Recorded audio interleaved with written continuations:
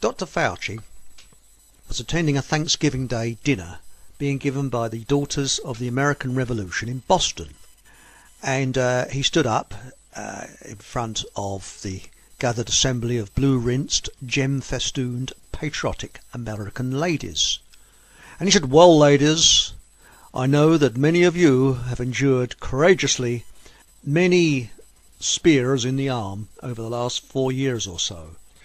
So I know that you'll forgive me for saying that you ladies have had more pricks than most American ladies have within those 4 years. Thank you."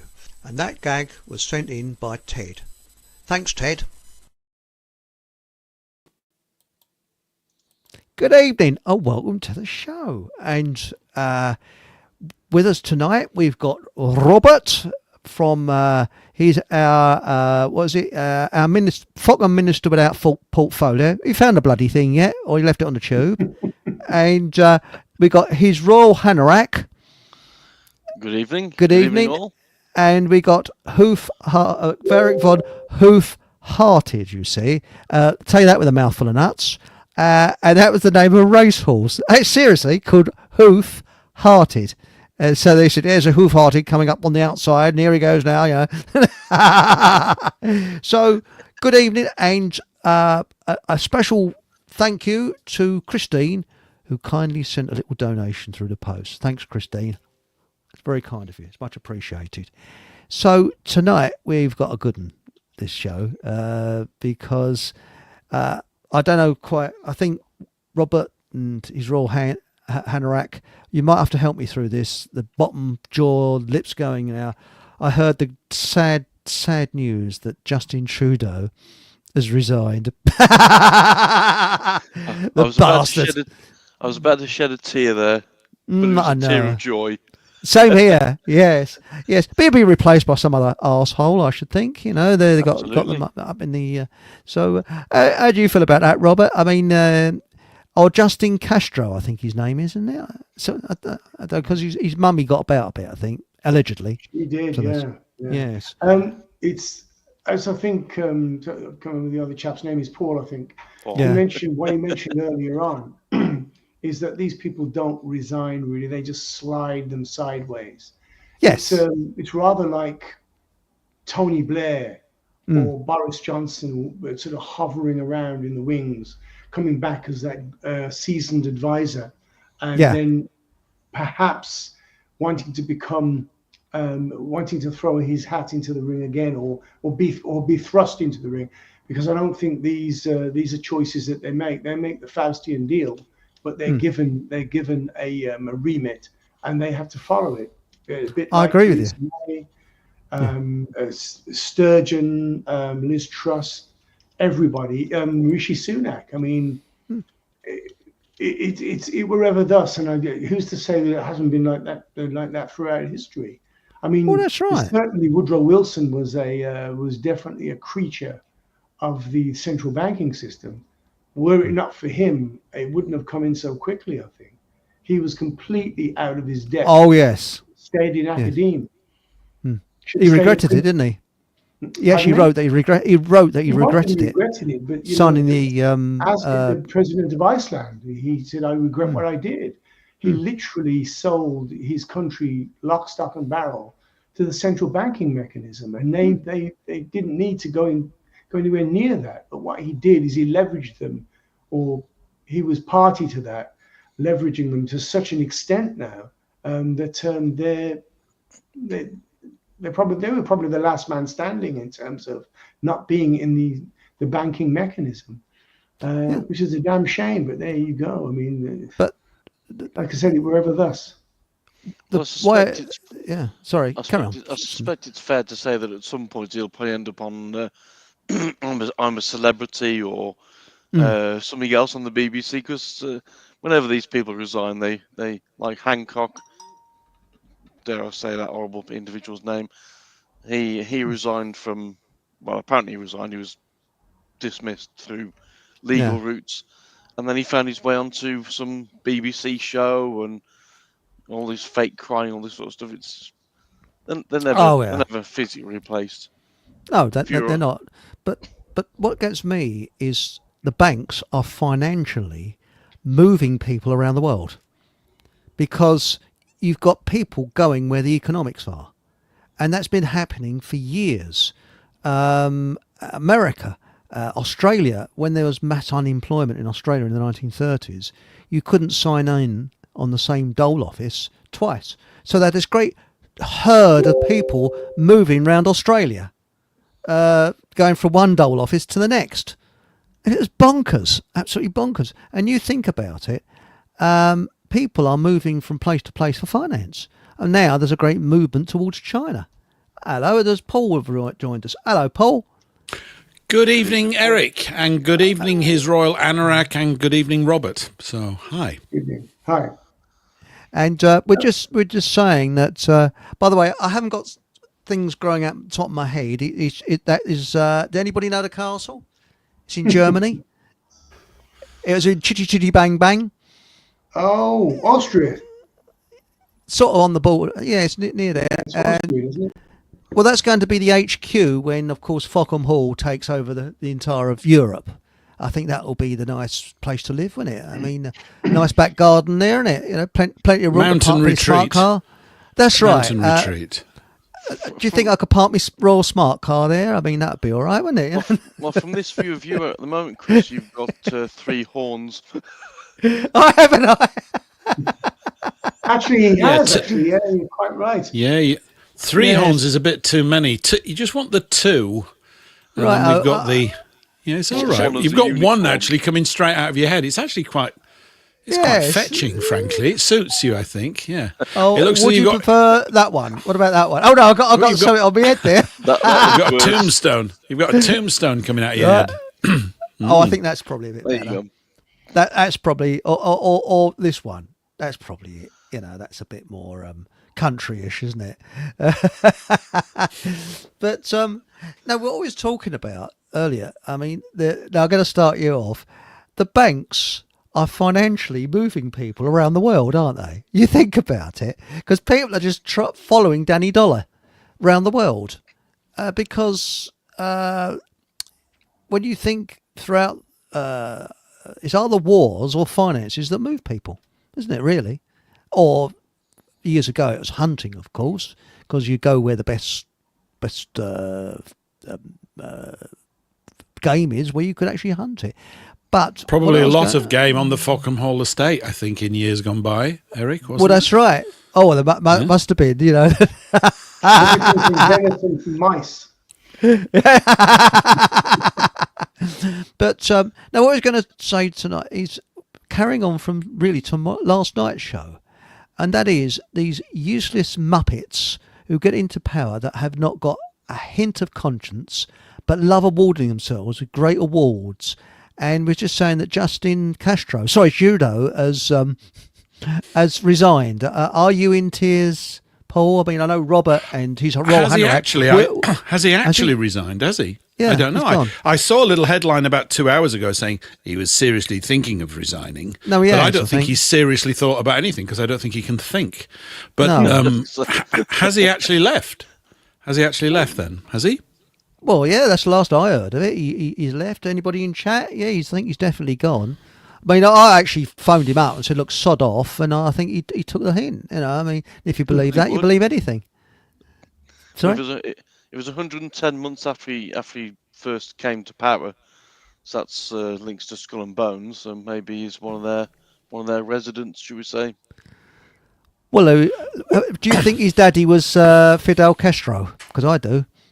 Of course. Yes. Fiddler. Kiddie Fiddler Castro.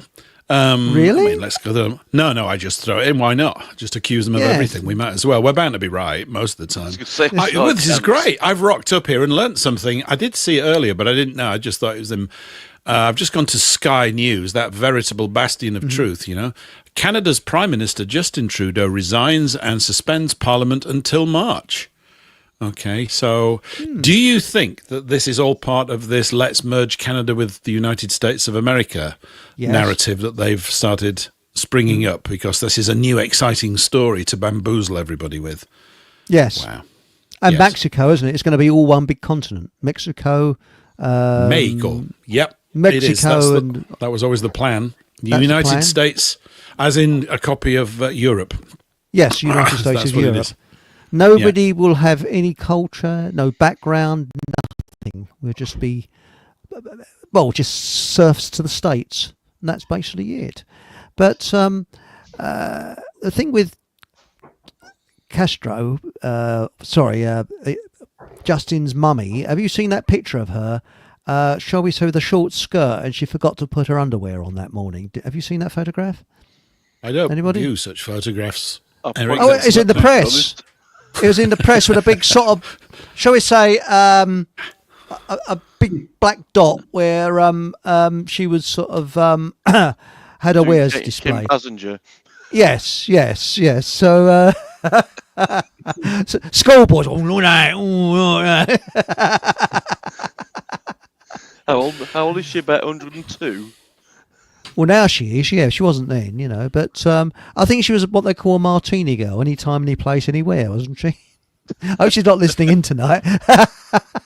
Allegedly. Yes. But anyway, how's your lurgy, Paul? Have you? Because almost everyone on the South Coast had it.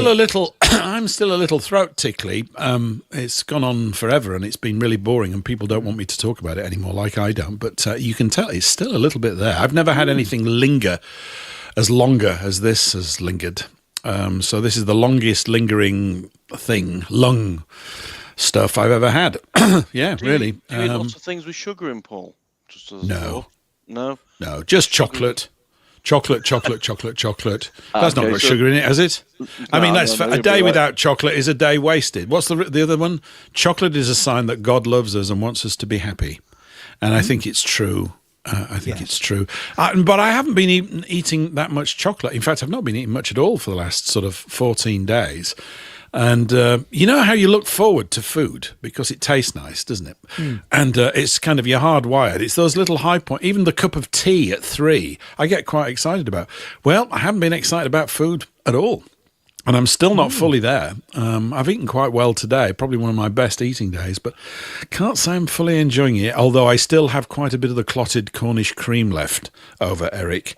And my boys are not raiding it. I said, don't you want something? No. I'm going, oh boy, have I landed on my feet.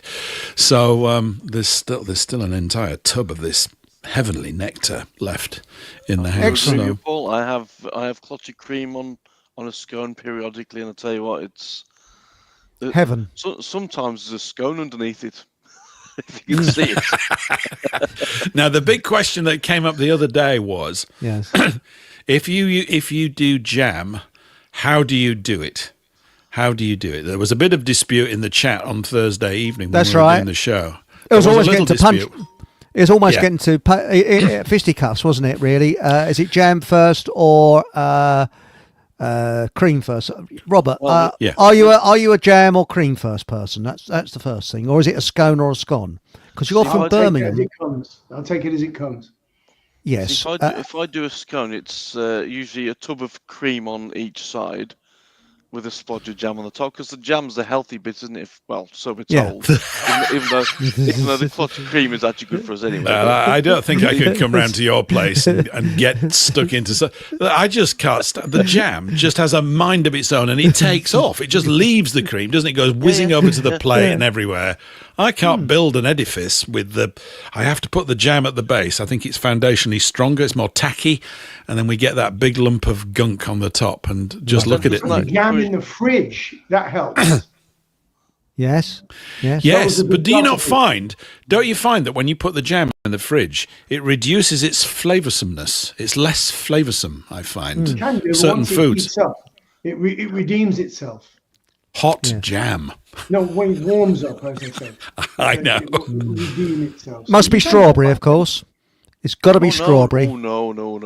No. No. I have raspberry on mine, and I'll tell you what, that works. That's a good Yeah. Yeah, I'm a combination. raspberry guy at the moment, but I'm very partial to strawberry too. But raspberry is just maybe it's a thing. As you get older, you require the extra power of the raspberry flavour to get through the tongue. I don't know what it is, but But also, if you put the jam underneath, you do have the risk of like an iceberg, should we say, sort of sliding off the off the scone. That's You can recreate your own Titanic event. Is that what you're saying? well, that never hit an iceberg, did it? But no, maybe it hit some clotted cream. well, Anyway. how much I put on that would have sunk a ship.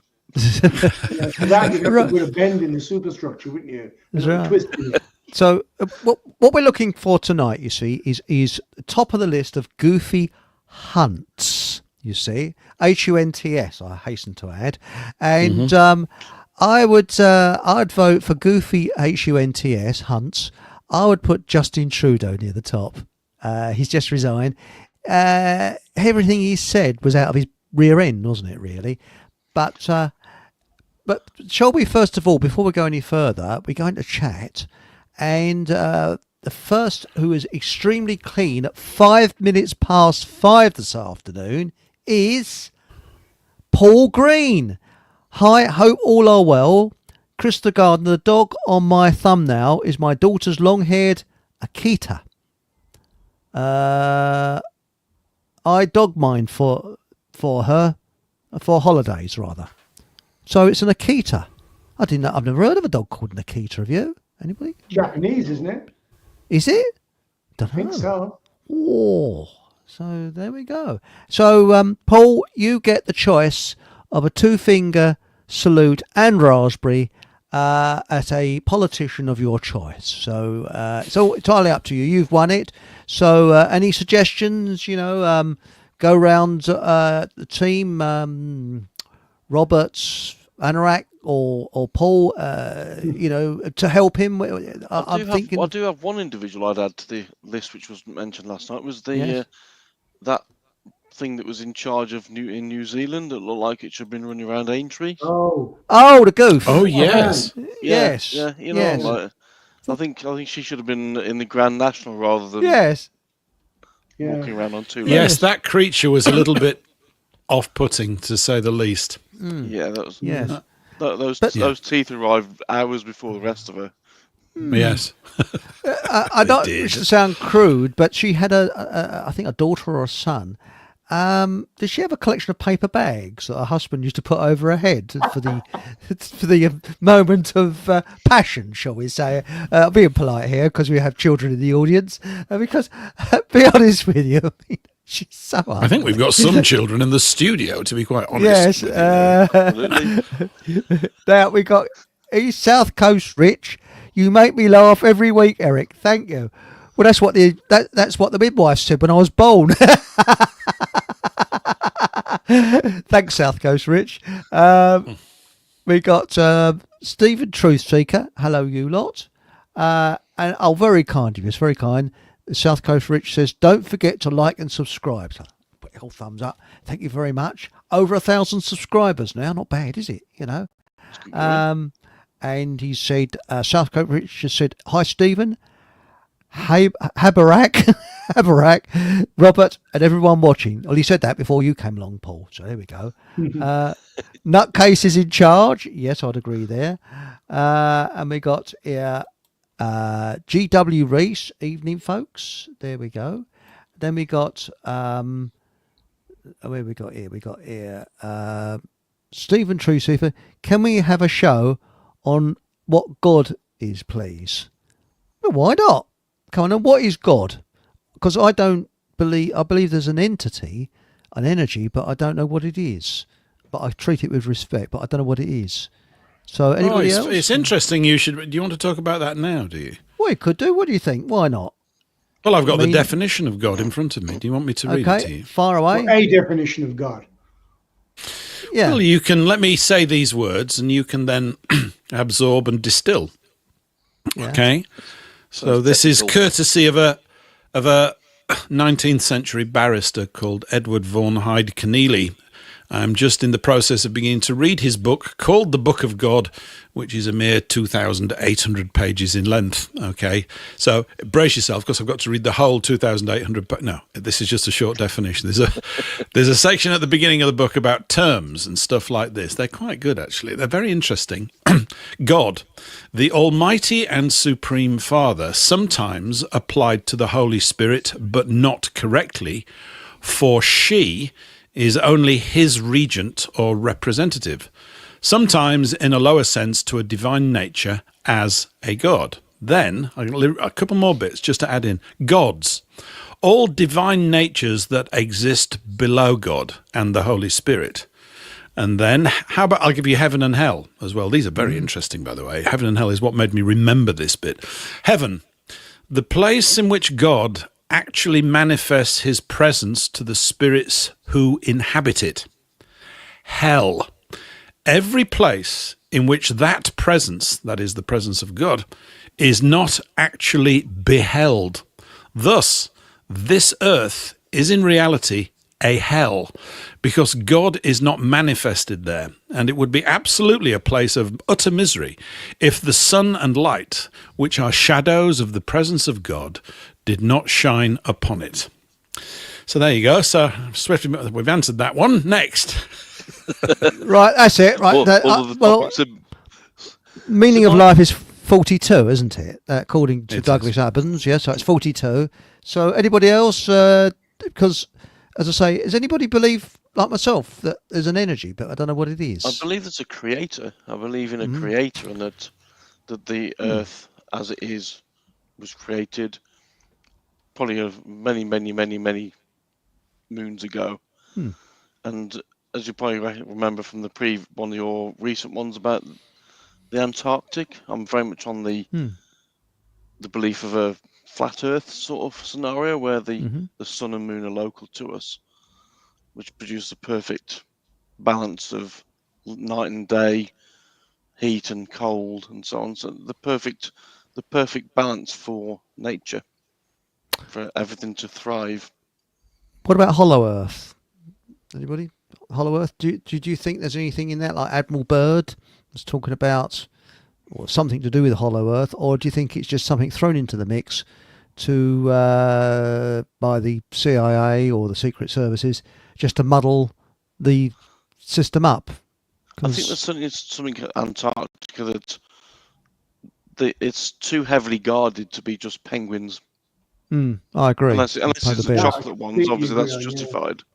Yeah, I agree with you. There is something there. Protected airspace is got to be suspect. Yes. Yeah, I agree. Now, going on with chat, we got here Stephen Truth Seeker. Does the Fockham Hall allow bow and arrows? Yes, we allow anything. I would say multi-rocket launchers if you want, but it's anything you want. Remember, the main rule is there isn't any. So there we go. Now we got here. Hang on. We got here. Jojo Gizmo says, "I've got a £10 treble with Starmer and the Pope." What, going? No, I think Starmer's going to be here for a long time. Somehow he's bulletproof. That bloke. I don't think he's going to go. Anybody disagree? Anybody? Don't know yet. I'm on the fence about that one, I have to say. I think if the Pope went, I think we'd see a lot of things crumble, because he's one of the ones ultimately in charge, isn't he? That's right. And what about you, Robert? What do you think? Do you? Because I think he's a bastard, and bastards stay there a long time. He's ruthless. So are we talking about them dying or leaving office now? Leaving office. Leaving office. Now, sometimes popes leave office feet first. Yes. So that could mean one of many things. I mean, we could have another false flag assassination. We haven't had one in this country for quite a while of a head of state. And obviously there have been those two WWF wrestling style attempts on Donald Trump's life. And who's to say that they probably won't do the same with Justine Trudeau, you know? Yes, you never. Well, I think if they know too much, because as Yuri Bezmenov said, he said, people that get these people into power know too much. And when they know too much, they're done away with because they can get them out of power. So people that know too much are dangerous. So they have, shall we say, nasty little accidents and things like that. But I think only if they're opposed to the regime, the powers that be or the powers that shouldn't be. If they're fully in line with that and they know everything they need to know and a little bit more, then they're safe. I mean, look at Tony Blair, for instance. Oh, Christ. Look at Gordon Brown. Gordon Brown has just melted away into the ether, hasn't he? Yes. He literally robbed the family silver or gold, as you want to call it, and then just buggered off, literally, and just floated away. And nobody seems to know where he is. But he must have been briefed at the very, very least. If you speak to any commodity trader in the city in London, his name is absolute mud. And they still gnash their teeth when they speak about him because what he had a party to. I was listening to a little bit of a TikTok thing with Dominic Frisby, and apparently, I mean, it's a bit of a satanic number. Paul would probably pick up on this because he kind of knows a little bit more about it quite a bit more than I do about numerology and whatever else.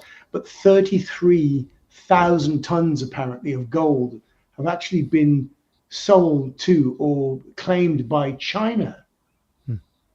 I don't know how true that is, but it's a phenomenal number. 33,000 tons, and apparently that's over twice as much of a holding as America have. Now, America has pretty much everybody else's gold stored, even the stuff that's supposed to be in the Bank of England. Well, so I believe by people that claim to know stuff about that. Well, I think is a big number in their world. That's thanks to Freemasonry, etc. So yeah, 33 is big. I think the gold numbers you have to take with a pinch of gold or yes, salt. With a pinch of silver.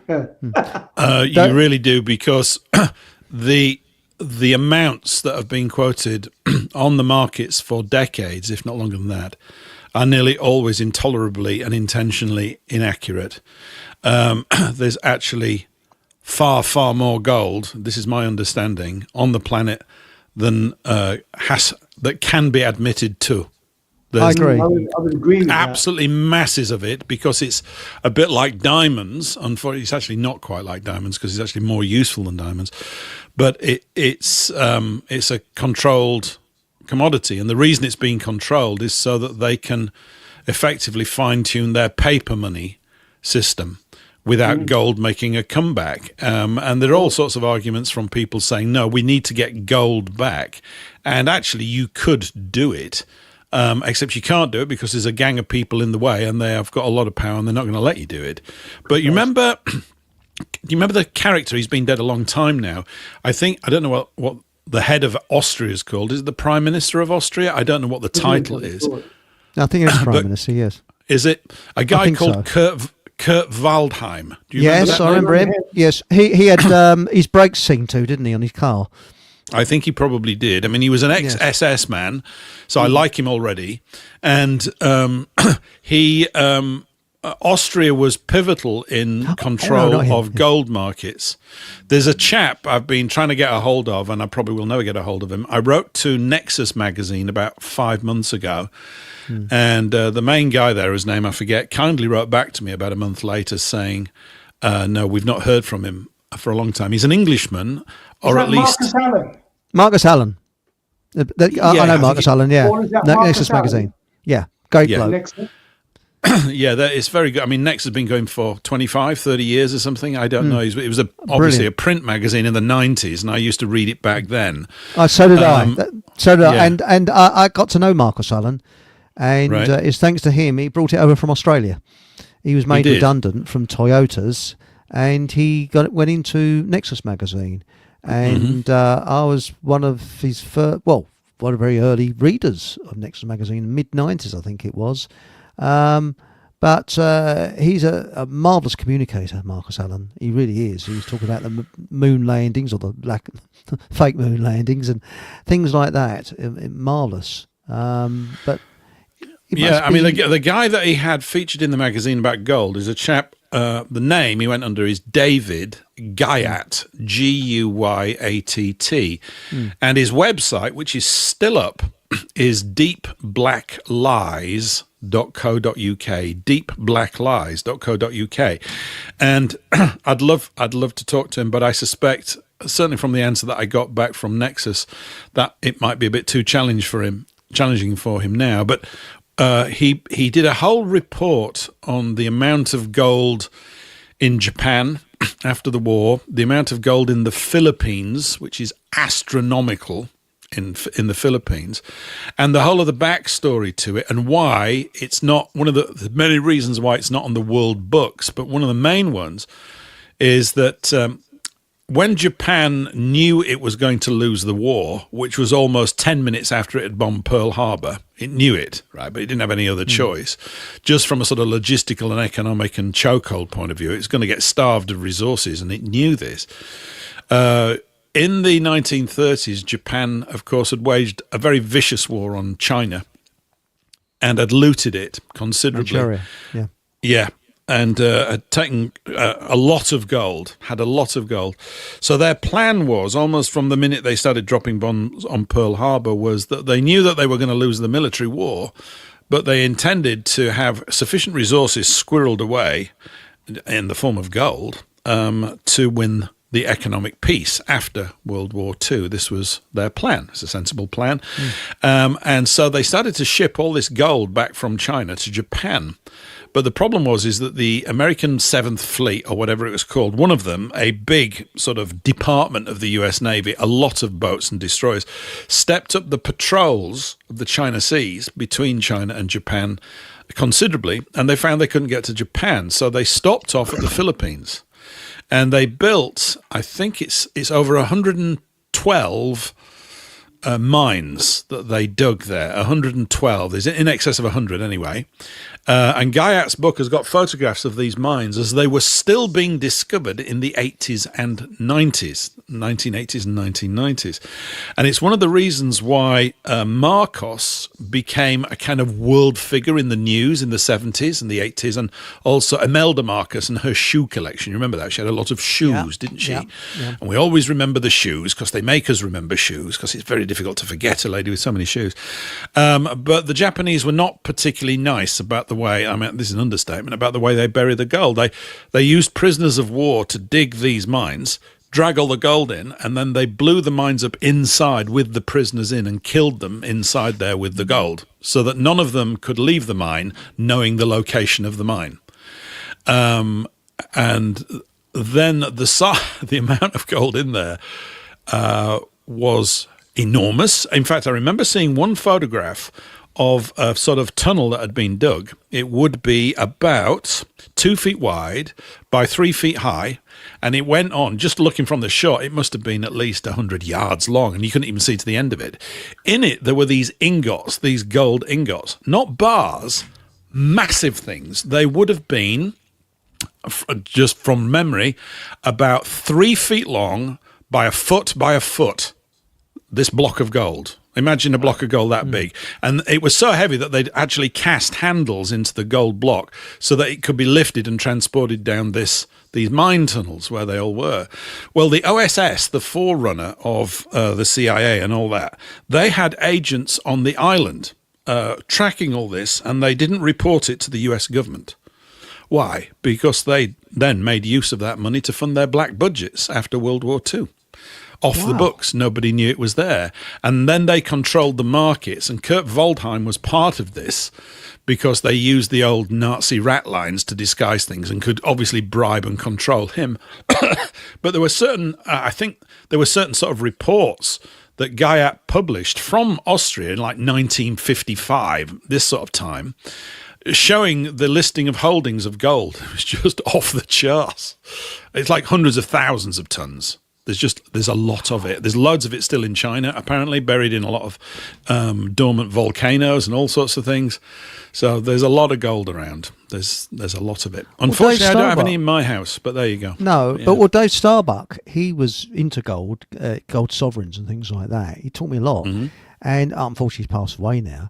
And he wrote a book about fake gold because he discovered, he went to India and he spoke to an German officer or some high up in the German during World War II, and this was in the sort of 1990s, I think. No, early 2000s, and he reckoned that a lot of the gold is fake that they've got, and it's such a good fake that it fools the professionals. Plus, he called Fort Knox Mother Hubbard's cupboard because it's as empty as Mother Hubbard's cupboard. He said there's no gold there. He said he reckons that it's empty. Well, in the It's old fake. world, wasn't gold used to produce energy? Isn't I gold don't one of the know. best conductors of electricity alongside copper? A lot of old Don't buildings know. like churches and cathedrals and had a Yeah. copper It or a does have great conductive gold antenna, properties. That is true. Very much so. and that would That's then link interesting. into the was it in World War II where they ordered all the bells to be removed from various That's right. They buildings? and also iron railings, and they said it's going to go into the metal to produce aircraft, which was complete bullshit because it was the Aircraft wrong don't type. know that, Yes, they don't and use cast iron. the bells, the sound the bells made Hmm. would heal us, the Correct. energy Yes. from it. Yes, And the that's right. same applies with the gold. That I think a lot of these things with the wars and stuff where Hmm. they say we got the enemy. It's actually destroyed to destroy the old, what we classify as the Tartaria buildings, which had copper. And if you look across the world, you'll see buildings that look very, very similar in design that you might see in Telford or in Shrewsbury or in Hmm. Birmingham or wherever. But they'd have a gold cross or a gold Oh, antenna we've on the lost Robert. top. Well, that's the thing. How comes we could produce beautiful buildings up to about 1914, Yeah, and as some from about 1914 onwards, we just produce crap, which has got yeah. lower and lower and lower in quality, and also creates a negative energy. I believe We old feel a buildings create a positive energy. we feel an ounce of power around them, don't you? I mean, I Hmm. think I said to you, I might have put on the comments when I used to go over to Prague a lot, and Prague Central Station is an absolutely amazing building, even though I don't think it was originally built for trains. It was repurposed for trains, I believe. Hmm. But just Right. walking throughout the exits, and you get to see the dome above the station, it just takes your breath away. It's amazing, an absolutely amazing building. Not something you get with a modern building, let's say. Well, back into chat, we've got Aunt Sally says, "Good evening, folks. Better late than never." I'll have to meet you outside the Miles's shop. We have to give you a spanking for that. Can't be late Again, second time. Yes, another spanking. Now, that's life, but not as we know it. Don't look Japanese. I think that's the dog that we're talking about. That's the Akita dog. And South Coast Rich says Ed Milligand. Yes, with pleasure. All together now. So Ed Miliband, there we go, marvellous. That's it, lovely, Yes. right. And he's got a face that I don't know about you. If you had a punch ball in your house, I'd have Ed Miliband's face on it. Poof, Now, Aunt Sally does some beautiful work, very kind work. She takes in blind dogs and not dogs that guide people around, but actual blind dogs and disabled doggies. So very kind. And so I hope you don't mind me saying that, Aunt Sally. And she said that Akitas are hard work. I know of the breed.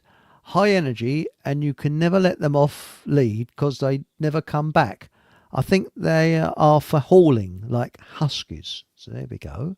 And also, what I wanted to mention, there's a gentleman that's got some books that he'd like to give to people. I haven't done the PDF thing, but I'm going to mention it next week on the show. He's written to me, and if people want these books, and one of the books is by the author you were talking about, Paul. Oh, what was his name now? Who did Hellstorm? One of the books is Hellstorm. Thomas Goodrich. Thomas Goodrich. There's another one about Germans. I'm going to get the PDF. I didn't have time. I ran out, but I haven't forgotten, mate. I'm going to put this on the screen, and he's very kindly offered it to people. He's got some spare books there at home where he is. So there we go. And Hellstorm, yes, fantastic book. Stig, morning all, is in New Zealand. Morning, Stig. And we've got Louise Wilcox, Genes of Descent. God is why they wanted to mess up all our genetics. I agree with that, yeah. Yeah, that's what the V's all about, isn't it? Targeting the DNA, which is highly important. You're right. We've got here, Aunt Sally said, I've never heard that definition of God that Paul just read out. Not sure the Holy Spirit is a she, and I wonder why the author said that. Oh, by the way, Yeah, very Robert's good. back again. There we go. Good observations, Aunt Sally. I gave it because I just happened to be reading that this afternoon. It's interesting that it came up on tonight's show. I wasn't expecting it to be about this. It's a wonderfully interesting book. It's very, very long, as I said. It's in 3 sections. First section's like 700 pages. The second one is another 700, and the last one's 800 and nearly 900 pages, all written by one guy. And he wrote other books as well. He wrote a version of the Book of Enoch, which many people will have heard of, and his writing is lyrical and poetic and extremely moving, I find at times. It transports you. This doesn't mean to say that I agree with everything he says, but he wrote down a series of definitions at the beginning of what is called the Book of God, and he self-published these throughout his lifetime to very little success, and yet it's an absolutely Herculean effort. And sourced in a really great way. And so you have to read more and more of it. I've just given a definition right at the beginning, but he expounds upon this over the subsequent 2,500 pages. So, there's something, a bit of light reading for the remainder of the winter months, but I am intending to read it, to be quite honest. I just need a printed version. I've only got it as a PDF, and I get a bit exhausted with PDFs after a while. So, but yeah. Now, South Coast Rich says, I don't know if it was on this channel, very much doubt it, but a Catholic priest who conducted exorcisms claimed that God was always more powerful than the devil. Although I'm a Christian, I'd never heard of that before. So that's very interesting, South Coast Rich. Isn't the devil, or Satan, isn't he something related to God in the respect that he was cast out with 33% of the fallen angels? The rebellious angels, the ones that rebelled against the polity, the God's laws. Yeah, that's the story. Although Satan comes from the Hebrew word shaitan, S-H-A-I-T-A-N, and a shaitan means an adversary. There isn't really an actual physical Satan. I've never thought that there was. It becomes a sort of shorthand description to, what do you call it, anthropomorphize, turn it into some kind of entity that you can picture in your head or whatever. But a shaitan, I think it came to be known as anything that's an adversary of the natural law and order of God. So to be shaitanic or satanic is to be an adversary to that. Which is where you get anti-Christ, which means to be against the laws of Christ. It's about being against the law, I think. So, everybody says, there really is going to be an antichrist, and here he comes. No, I've never subscribed to that. I think that's silly. I think it's probably pretty useful, but I don't. I think many things are anti-Christ, i.e. against the law. And when they're not against the law, you don't worry about such things. But that's kind of the age that we live in at the moment. We do. And sorry. Carry on. Sorry. When I decode like celebrities who've died, sometimes that'll link to fallen angel, which makes you wonder if that's what they are. Yeah. In the first instance. Well, what was his name? Bob. Who's the bloke read all the folks from? But I had his name just then. Geldof? Bob. No, not Geldof. Crumbs. It's Bob Dylan. That's the name. That's why I'm getting that. Bob Dylan actually said on screen that he did a deal with the devil. Yeah, she said it. Whether he was joking or not, I don't know. I remember hearing about that. Yeah. Yeah. Do you remember? Thanks, Robert. Yeah, I remember it. Yeah, it's weird. Yeah. They do sell their souls. Sorry. Bob Dylan's. Sorry. Yeah, he is. He's one of the chosen people. One of the chosen people. That's right. Yeah. And Hereditous Getfolk said the creator of the creator. Yes, who created the creator? Yeah. That's it. What came first, the chicken or the egg? And Barefoot Forager says the woman rides the beast in Revelation. Refers to the Catholic Church, in my opinion, and this Pope. Now, sorry, you going to say? Do you remember when the horses ran down Whitehall this year? Yes. April this year. Weird, wasn't it? That was linked to Great Tribulation. And it was 84 weeks and 6 days after the Queen's death, and 846 links to Great Tribulation. That was creepy. That was. So there's no coincidence there. Paul, No. was it Were they black horses? Was it significant in the colour? How many were there? It was I think the two they showed most of was the black and the white horse, and that also linked to the Queen's death. They were all linked to the Queen. And As above, so below, black and white, yeah? Yeah. Well, Yeah. black and white obviously links back to Freemasonry. But it was Right, of something course, like yeah. I can't remember what it was, but the dates that came up, there was 3. Usually they're matched with one date in numerology, so like 846. But all 3 matched to Great Tribulation in one way or another, and Pale Horse and Dark Horse. It was very So, much. Paul, did they claim that these horses got loose, or was it? Dunno. That's really interesting. 'Cause I live in London. I didn't hear about that. My personal feeling is they were deliberately let go. It was actually a satanic Staged. ritual. Yeah, yeah. I personally think that as well. It's too obvious. It's in our faces, isn't it? Because the thing you got to ask yourself is that you've got 2 horses running down Whitehall, and there just happens to be a BBC crew member stood there filming it. Yeah. like as though they just happened to be walking past. Slap my thigh. Now, Stephen Truthseeker said Gordon sold off our gold. That's right. That's what we were saying earlier. And Hadji said we should be looking at who Starmer and Blair's bosses. Correct. Our prime ministers certainly are not. Oh no. Well, it's the usury scammers. That's who runs the country. Usury scammers rule countries. Civil servants run countries, and governments are there to take money from you to pay the usury scam. And they call it tax. As well, they're frontmen, they're pitchmen. Yeah, that's right. I mean, Gordon Brown would have been under instructions to do the stupid thing that he did, selling the gold. That was about 2004, wasn't it? I think it was. It was something like that. Yeah. But I wonder how he sleeps at night. Although psychos don't worry about things because they've got no. He don't worry about anything. He's completely, he's just a puppet, isn't he? So that's right. Paul, didn't he have a child that died? Was that his penance, perhaps? I don't know. Did he? Did. Yeah, I think he did. Yeah. I mean, the thing is, I always thought that his supposed wife was what they call, a beard or something, to create the impression that he's heterosexual, but he's certainly not. In my view. And the question I always throw to people when they look at Gordon Brown, but you can apply it to a lot of them, is this.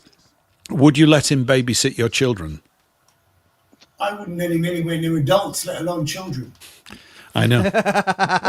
I agree. I just say it because it really brings your stuff up almost instantly. If you're intellectually baffled, just ask that question and your instincts will tell you straight away. You know that his hands are cold, wet and clammy. Yes. And you know it. And you know his handshake will be limp-wristed and without any sort of genuine force in it. He's not a particularly... Bites his nails. There's a lot of skeletons in his closet. I would have thought so. It's like a bleeding cemetery, I think. More skeletons than a cemetery. But now, Hadji's brought up something here. Bradbury Pound and Robert, they were the bleeding LZ. He just said, good shout, as long as the Bradbury Pound is actually backed by a solid commodity such as silver. It can then be deemed money. If not, its value is largely calculated on faith. Calculated, terribly sorry there. Calculated on faith. So it's a good idea. It was. It's a great idea. Yes. I think the whole thing with the monetary stuff is it's to do with how do you govern the governors of the system? Can that be done? Because in an honourable space where everybody's abiding by the laws of God, we could use feathers for money. You could. Yeah. Because everybody would have integrity. And it says in the Bible that you are when you charge a price for thing, you are to charge, I think it's a just price. In other words, excessive, rampant profiteering is forbidden. And yet we live in a world, don't we, where the Black Rocks and the Amazons and all these other major things, the empire of the merchants, is just effectively exhausting the wallets of everybody by being able to command such control over all phases of delivery of products that they can just charge whatever they like. And so it's all got well out of hand. But, in an honest place, we could use whatever we liked. And actually, in an honest place, our requirement for money would be less because we would be directly helping one another in a more effective way. I know that's all a little bit sort of wishy-washy and I dreamy, agree. I No, accept. I agree with you. Totally as I well. 100% agree with you. That's a very, very noble target. Now, in terms of you say, well, how do we rule the rulers, as it were? But the tail has been wagging the dog for centuries, almost millennia. Now, we're the dog. We're not the tail. We're the absolute mass majority. But we are governed largely by ignorance, fear, a combination of both, misinformation, misdirection, gaslighting, whatever you want to throw into the mix. But I think more and more people are becoming enlightened, and all it now needs is for us to conquer the fear of saying no. We don't need to stand up and say, I am Spartacus. We'll leave that to Paul, because he's, with his toga and his loincloth on and whatever else, his little sword, he'll be all right. But somebody has to actually stand up behind that person.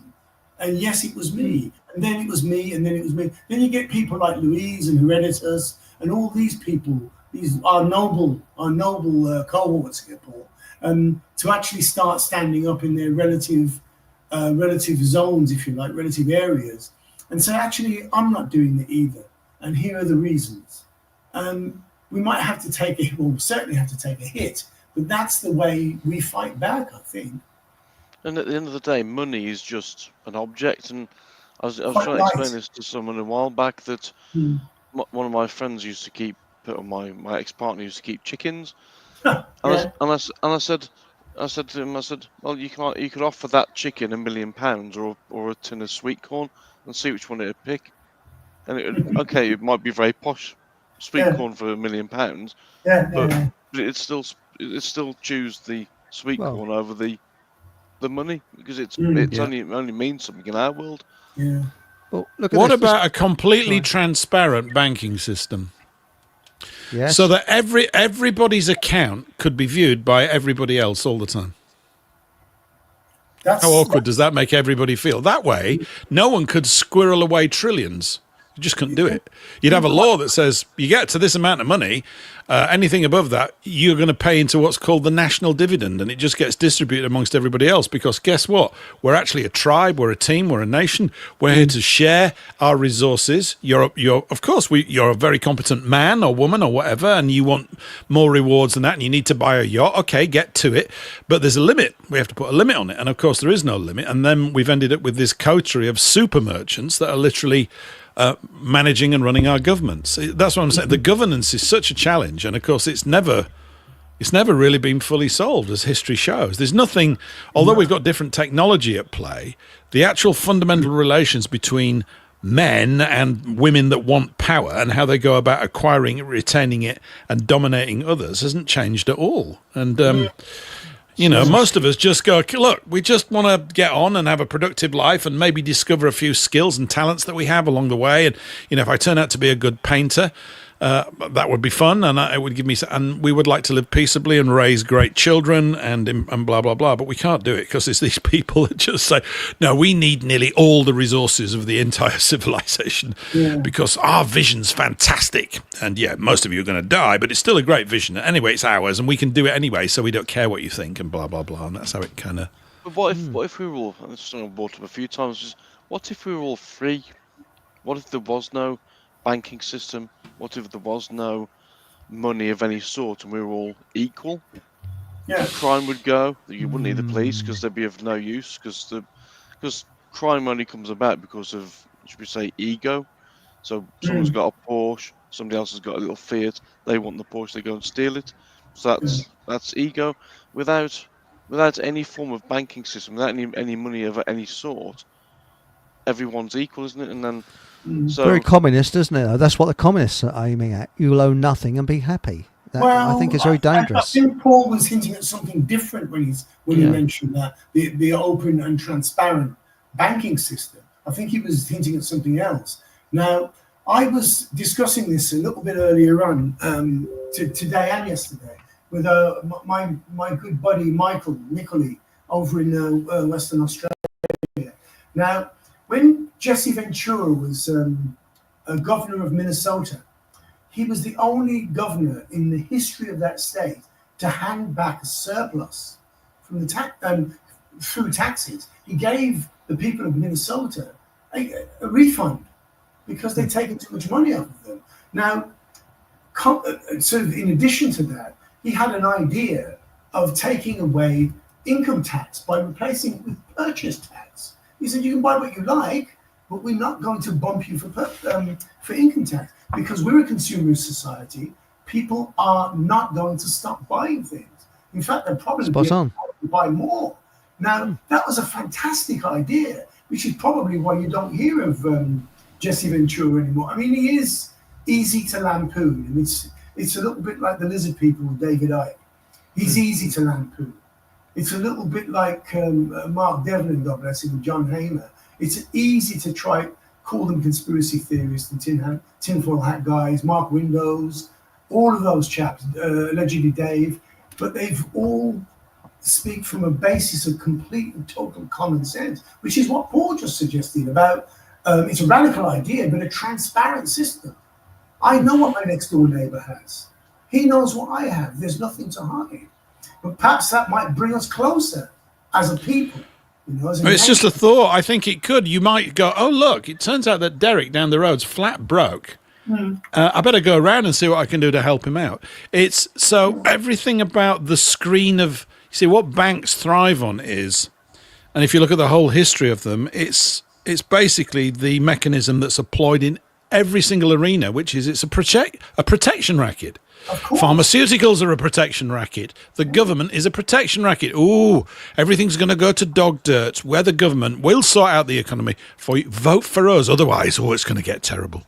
And, of course, none of them understand how it works, nor do they want to. They're only interested in retaining power and keeping the theatre going so that you keep on doing it. The actual solutions are relatively straightforward and simple and are proven to work. But we can't get the ideas out into people's heads. I mean, many people would, of course, feel very awkward. I understand it. Going, what do you mean? Anybody can see my bank account and how much money I don't have? Yep. They can see my overdraft? Yep, they can. Why are you upset about that? Does it matter? No. What's your real?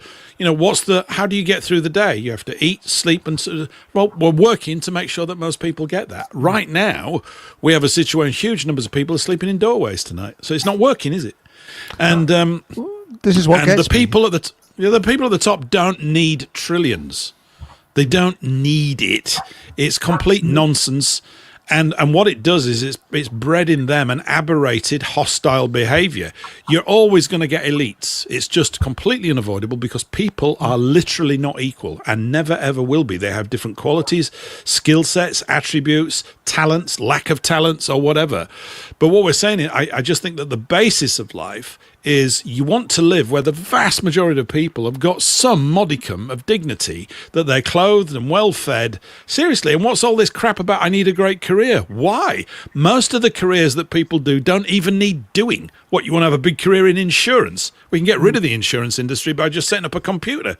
It's a calculation, isn't it? Insurance, you just go, this amount of buildings burnt down, it's going to cost this to replace them, just sort it out. But no, everybody's sort of like, oh, I can come up with an angle here and I can skim money out of the market. Forget that, it's a waste of time. But it's our culture, anyway. Of course. They never pay out anyway, do they? They always wiggle the way out of it anyway. Well, no, they don't. I mean, you're basically taking a bet that your house is going to burn down and they're taking a bet that it isn't. When you think about it, that's all it is, a bet. Having worked for underwriters, I can confirm. Paul, you mentioned that people aren't equal. Do you think we're not meant to be equal, and that's part of the Creator's plan? Absolutely. Absolutely. I have never, ever seen anything that's equal to anything else ever. Neither has anybody else. It's a moment that has never, ever occurred in the whole of recorded existence. Yeah. You can't have equality. It's literally it's a complete fiction of the mind. If things were equal, there'd be no point having them different. If there was no difference, there'd be no differentiation. If there's no differentiation, there's nobody else to communicate to because we're all the same. We're all thinking the same and looking the same and we're all uniform the same, And basically, it seems to me that life would be just this big sort of gelatinous blob of nothingness. We go, oh, look at that. It's completely peaceful. It's completely equal and there's no life in it. So it's the inequality that causes life. It's vital to make us into this big homogenized blob, Yeah. to make us sexless, to make us rootless, to make us abolish ethnicity, if you like, and even Absolutely. sex as well. It's to destroy the handiwork of God. They are shaitans because they oppose the natural law of nature. So we witness God's laws in nature, and when you muck about with nature, it kicks your ass. And it's going to do it and it's going to kick it right now. I agree. I think you're right. You can't get away with it. They go, oh, I've passed a law so we can get away with it. No, you can't pass that law. You've just said some words, and these idiots in the hall are all agreeing with you, and you're all mistaken, all of you. You know, so you're spot on. You can't bugger about with nature. Well, you look at tribal and our ancestors. All right, American Indians. You know, some geezer who's the chief has got more feathers in his hat than all the other ones because he's the chief. You know, and he gets privilege. You know, he gets the first of the old buffalo that comes in and all that. But I like what you said here, Robert. It says, if ever there was an empty suit, it was Ed Miliband. And someone's come back with a beauty here. This is a classic. Preferred Ed's brother, Steve Miliband.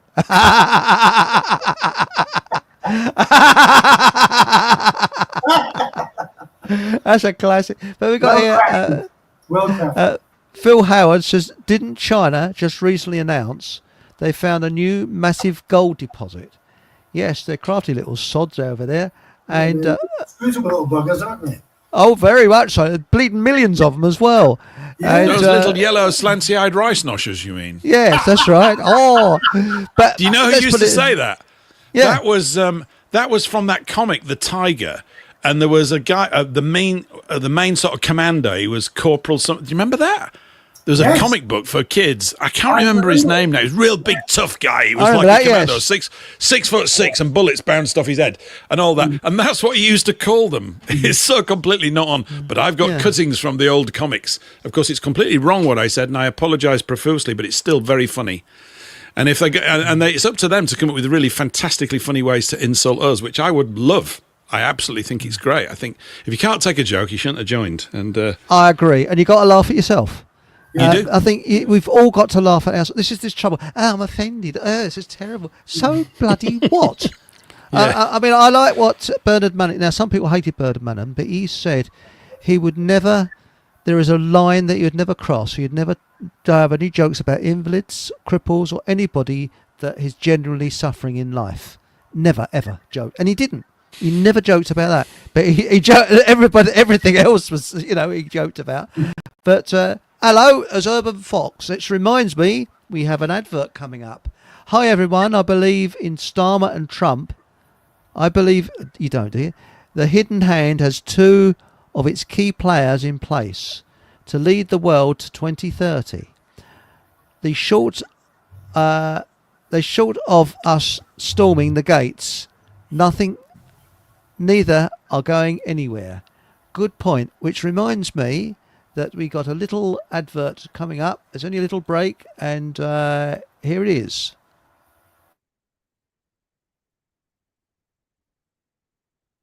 Hello, Wayne here.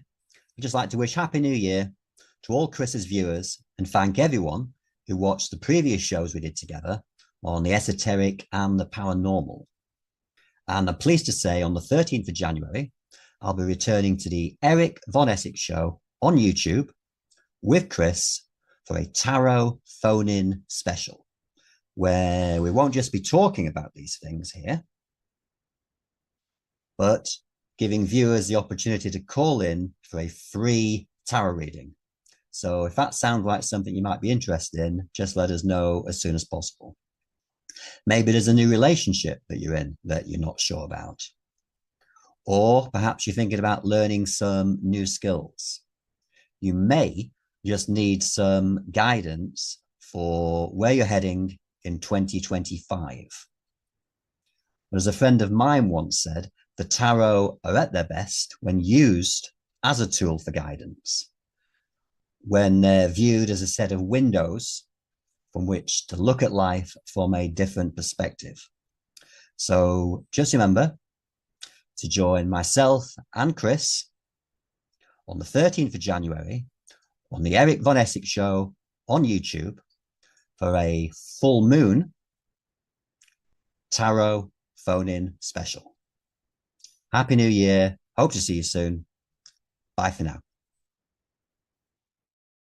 Here we go. That was the advert. See, so we've got an advert plug there. So join the queue, everybody. You know, I know that there's a lot of people that are a bit iffy about tarot, but I believe in having an open show. Whether you agree or disagree, I think it's important to have an open show that we share different ideas, because none of us are going to agree on everything positively, are we? So that's the way I look on it. So, Yes, we are. Yeah, that's what Paul said about us all being different for a reason. we are, and it's what makes it's unique, and I think it makes it an exciting world, because I've learned more from people that I disagree with than the people I agree with. Because let's face it, and I like to admit that I'm an expert at being wrong. In fact, I'd actually start a consultancy on being wrong. I'm so good at it, you know. But that's the only thing I show off about. Well, I'm very wrong about these things, you know. But seriously, though, we learn by our mistakes. And the things I used to think of years ago, which I used to be totally against, I'm for now. And if, shall we say, the person of about 30 years ago could look forward to me now, they'd be going, "Oh my God, he doesn't believe that, does he?" You know. But as you get on, you get more wisdom. You see, we learn from our mistakes, but the likes of the government and the high up people, should we say, don't seem to do. They do the same rhetoric time and time again. Yeah. The thing is, they can be brazen, because we are, for the most part, the royal we, the flotsam, if you want to call us that, there are too many of us that are doffing our cap. There are more and more that are becoming enlightened and are willing to stand up and say, actually, I don't agree with this. I don't want to do this.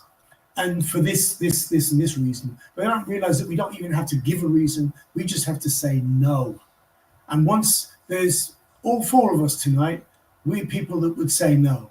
Aunt Sally, God bless you. All of these people, Chris, DJ Beto, all of these people that we see on here would, in one form or another, say no. But there aren't enough of us yet. And they can get away with those brazen decisions because we, as a unit, are not yet in enough opposition to scare the living bejesus out of them. We do scare them from time to time, the marches and all the rest of it, throwing nurses' uniforms over the railings at 10 Downing Street, whatever, yellow boards, whatever you want to try as an opposition, standing out front of the BBC saying shame on you. It all gets back to the people that are pulling the strings. And I think it'll reach a tipping point where they think, you know what, we might have to activate these fighting age young men in these hotels in Scarborough and places like that, and get them on the streets, tool them up and get them on the streets. And you're right. That's what they're there for. I think they're going to be coming along booting your door in, because that's the best way. You get someone from a completely different culture who has got no empathy really for that particular culture. That's right. Salary. Yeah. That's right. And that's it. And they want to send their money back home. It seems very, very obvious that that's what they're up to. But it's always manipulation, because when folk work things out for themselves, it seems to work. It really does seem to work. Ordinary, honest, decent folk. That's it. Right. So we got one of my wives, Hachi told me she had ridden the beast of creation. One of who? She's ridden the beast of creation. Did you say wives? Wives, yeah. Blimey, what's his name? Henry VIII? I think it's a joke. I think Hatchie's it's a smutty little joke. The beast of creation. Yeah. Oh yes, the penny's dropped. So I'm very innocent. Yes, the penny's dropped. It is. And, no, you're not. No, you're not innocent. James Cole said, "Brown, the one-eyed man." Yes, he was. He had he used to sort of go with his jaw, didn't he? And we got a paltry excuse tonight. Chris the gardener. I might not make it on tonight. Note from parents. I've got a distressed 16-year-old dog Oh dear, was it who's struggling with us taking the Christmas decorations down? Oh well, never mind. We all got our problems. Welcome. Come on anytime, Chris. Now, Courageous Get Fox says, going down to the crossroad to get down on my knees to blag a ride. Good for you. I'm sure there'll be a bus along at some point. Just flag it down. Now, Paul Green, Atikas are Japanese.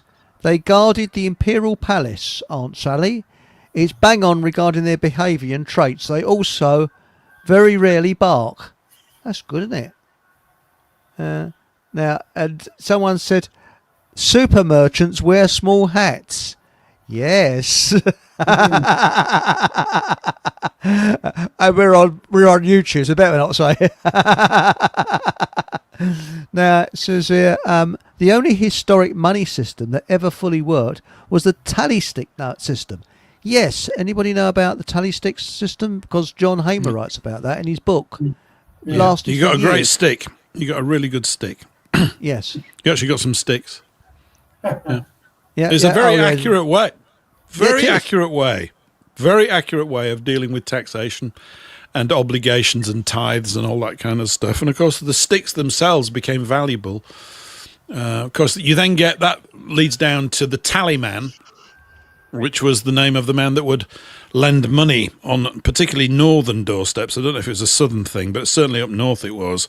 Spivs would arrive and lend money to poor families at extremely excessive usurious rates and were not liked. So, our own people have been known to prey upon our own people. And, this is why usury needs to be punishable by death. It really does. Well, you know what? It does. We laugh, but you're probably right, because the people that turned against the writings of God and Jesus were our friends with the tiny little hats. Now, it was permitted to rip off a goy, the goyim. It was actually written down in their holy book that is actually acceptable, in fact, laudable, to rip off people that weren't of that faith. Now, I completely agree with you there, Paul. I joke about it a little bit, but it's like the Arabs chopping hands off and fingers off and stuff. Once you do that, this is why there's very little petty crime in the Arab world, the Gulf states. They did experiments where this chap was having a Starbucks. He left his keys to his £80,000 BMW on the table with his mobile phone. Went off for 3 hours.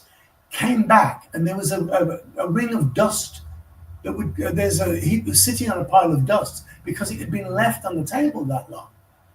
Now, a lot of the Middle Eastern guests that I deal with, they're absolutely astounded that we have that level of crime, things like phone snatching. And we had a bit of a stramash and a bit of a shenanigans in the Bond Street area over Christmas and New Year's, and I had a visit from the local constabulary, spelt with two U's, whereby they wanted the building's video footage because there was something fairly serious happening.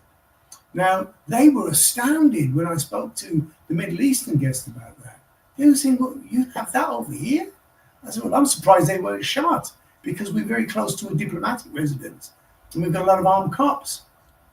But they're astounded. So that usury side of things, I mean, their form of usury is a lot more subtle, I guess, but that usury side of things is... Well, actually, Islamic banking has a massive, sensible part of it because they don't allow riba. They don't allow the charging of interest on loans. Now, I say that. They may well have morphed into that now that they're... in the wrong part of the world, i.e. northern Western Christian Europe. They shouldn't actually be here. So they may well be now indulging in it as an advantageous practice. But the way that they design loans is much more sensible. Yeah. And in fact, we could redesign loans. You could simply redesign loans as a first step and it would immediately begin to improve economic stability, which they're always banging on about, but they're not serious about it. They don't want economic stability. They actually want economic instability so that they can then turn up every 6 months with an emergency plan to save the economy. If we got rid of them, there wouldn't be a requirement for any emergency plans because it would just stabilize and work like tape measures do. It would always be an inch. It would always be a foot. Yeah. But what you do with a loan, this is slightly technical, what you do with a loan, the problem with them at the moment is if someone goes and borrows £1,000, the bank creates £1,000 and then under the contract has a claim on the borrower for, say, £1,100, 10% interest. Let's just to keep the numbers simple. Yeah. But they've only created 1,000. This is a massive problem. They don't even think about it like this, but it's so easily solved. So the guy that's borrowed 1,000, they've given it to him because they said, we think you're vicious enough. They don't use that language. We think you're tough enough to go out there in the high street and get an extra £100 out of people's pockets, more than the other guy that we wouldn't lend the money to 3 hours ago because he was a bit of a twat, right? So we give it to you because we can see that you're a bit of a vicious bastard and we'll get it back. So off he goes. So he's about to deplete the purchasing power out of the marketplace by £100. This is really dumb, but it's designed on purpose because what it does is it puts a pressure into the purchasing cycle, which causes prices continually to go up and causes more people to come to the bank to borrow more money. That's the whole reason why it's designed that way. Now, change the loan like this. The guy goes in for £1,000. The bank say, you're going to owe us 1,100. Cool. And they create 1,100. You go, well, what's the difference? Massive difference. It's enormous. So they don't create £1,000. They create the £1,000 for the borrower, and they create their own £1,100, their £100 fee, and pay it to themselves immediately that morning. You go, well, that's a good scam. No, it's great, because now the £100 goes out into the marketplace, and that guy, he can now find that money. It exists for him to get without him behaving like a lunatic. He doesn't have to go and come up with all these cunning, excessive profiteering plans to find this £100, which they didn't create. So if you create the interest as well as the loan at the point of issuing the loan, this is just one example, you take the heat out of it all and things start to stabilize, which they obviously don't want. So I'm only saying this because there's a solution. All these economic problems, none of them exist. They're all bogus. They've all been created artificially to maintain power over us. I know most people know this, but it's a complete artificial theatrical con. But the real world results are hellish, wrong, and ruinous and murderous, frankly. And that's why usurers should be hung. It's as simple as that. That's Bravo, well said. When you get a mortgage out, you never ever see the money, do you? They tap away on a keyboard and say, there you go, there's your £100,000 for whatever you're going to buy. They credit your account. Yeah. They don't say, here's the money. See the money. Yeah. Sorry, I didn't mean to talk across you. Sorry. They don't give you a suitcase with a chain on and say, there you go, there's your £100,000, off you go, see you later. It never existed, did it? You're paying off basically thin air.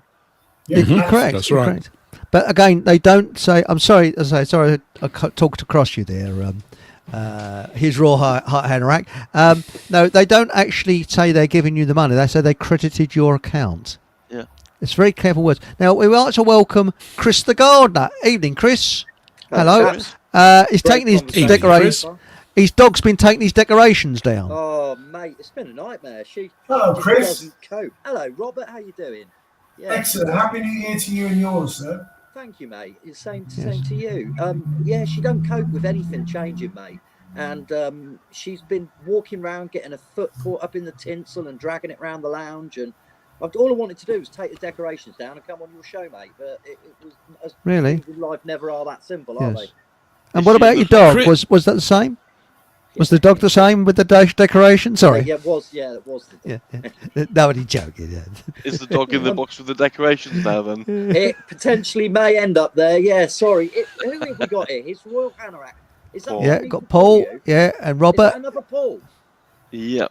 Yeah, they're everywhere. Cool. We're proliferating, Chris. You're going to have to get more Chris's in here.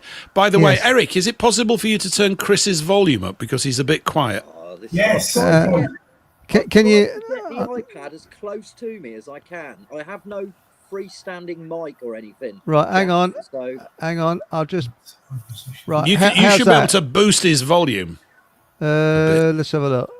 streaming. Under his- how's It's that? under his mic settings, under Chris's mic settings. You can control them, Eric. You've got immense power. Oh, I'm feeling the power now. Settings. I'm got, Good. Right. Come on, Good. Chris. Stream. You can Hang do on. this. I can do it. I can do it. Here it comes. Now, where are we? Stream. No. I pressed the wrong We all button need there. to speak really quietly now, so you think you've done them all. Right. How's that? Is that better? Is that better? I don't know. Somebody bung in chat whether that's... Same Yeah, volume, I I think- would say. Oh, sod it. Right, hang on a minute. Yes, the excitement builds. Will he be able to do it? £10 either way. Right, now let's have a look. Sound. Eric, what you do is Yeah. you just find Chris in the studio, right? Yeah. And there should be some 3 little dots, I think, top right or something, where you can bring Chris's settings up alone, just his settings. And hang on. I've got it. You can't one of them is fool called me. mic settings, and you can ramp the volume of his microphone up There you at go. this end. Right. The suspense is killing me. How's that? I've done it now. How's Right. that? So is that any better? Can people hear me better? No. You're up to 179. You Oh, near the really? bleeding top. Yeah. That's So, pretty good. and is that better now? Can you hear us any better, Paul? Yeah, you're a little better. You're a little better. We're going to have to get you a proper microphone, Chris the gardener. Yeah. You need a proper microphone. That sounds You know, like- this is the Fockham Yeah, Hall that's- Broadcasting Corporation. You know, we're not mucking about here. Actually, we are Oh, yeah. mucking about. Mate, that Yes. sounds like something which at this current moment in time is not something that I have really much of. So I'm afraid I'm tablet bound at the moment, mate. Try Fockbobs. Try using Yeah, Fockbobs. You can I download tried it. using them. Chris, I tried using them in my local spa, mate, and they threw me out. So Ah, miserable sods. Well, talking about Wayne's tarot cards, answer said, I won't be watching that for sure. Well, I don't know, we're very friendly. We are not meant to know the future. The Bible forbids it. I said this yesterday, I consider it witchcraft. Well, fair enough, you're entitled to your own, I learnt the hard way. I read tarot and did palmistry for nearly 10 years. Nothing good comes of it. The predictions are hit and miss, and one can become addicted to the practices of darkness. You've got a very good point there.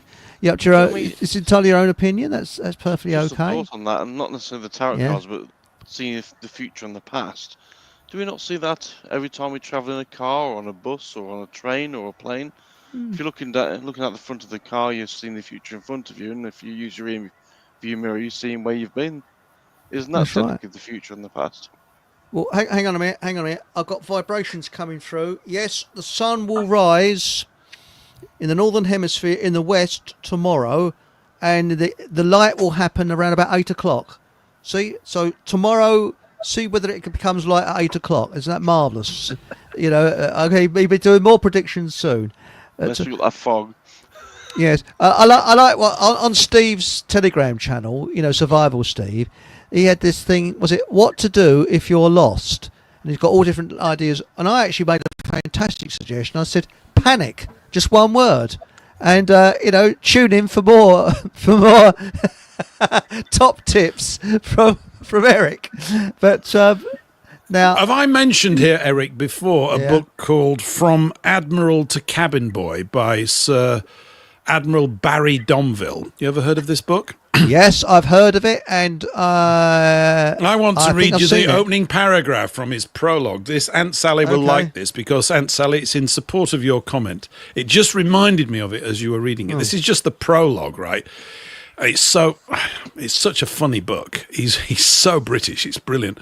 He writes this. He says, one of the crowning mercies vouchsafed to us mortals is our inability to gaze into the future, to know what is in store for us. Many people do not appear to appreciate this particular benefit and endeavour, by means of cards, tea leaves, crystal gazing, or other juju, isn't that funny, to force the fates to show their hands. Poor deluded beings, they should count their blessings and leave well alone.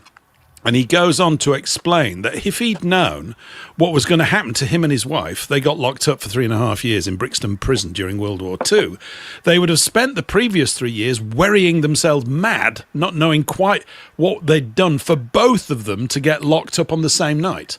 What were we both about to do? So I tend to think it is best left well alone. And but that's me. I guess it's each to their own. Some people I know take great delight in it and find it very useful. But I'm not one of them, I have to say. What about? I want to know Sorry. the winner of the 2:30 tomorrow. See if I know the winner of the 2:30 tomorrow. Kempton, that's Flying Tart, I think is the name Flying of the Tart. looking for. Or it could be Flying Hoof-Hearted. 2:30 at Kempton, 8-1. Excellent, Come in. right? Excellent, right? Yeah.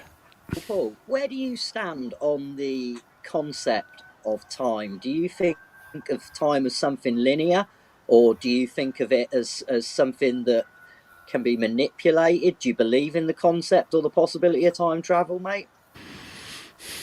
I think I do, actually, yeah. I don't know, actually, belief's a strong word. I'm open to thinking about it a bit more. Yeah. It's very difficult to define what time is. I am. I had a guy on, he'll probably be on the show again, a German guy called Thomas Anderson was on my show a couple of times last year. One of them is an amazingly odd show because he talks about the bell. The bell was do you know this... what, Paul? That was what I was just about to ask you. If you knew about the bell, Dig Lock. We know quite well. That show is all about the bell because Mr. Anderson have a listen, mate. actually has a piece of machinery from it. He has parts of it in his own possession, and he sent me a photograph of it, and I think we even put it into the show.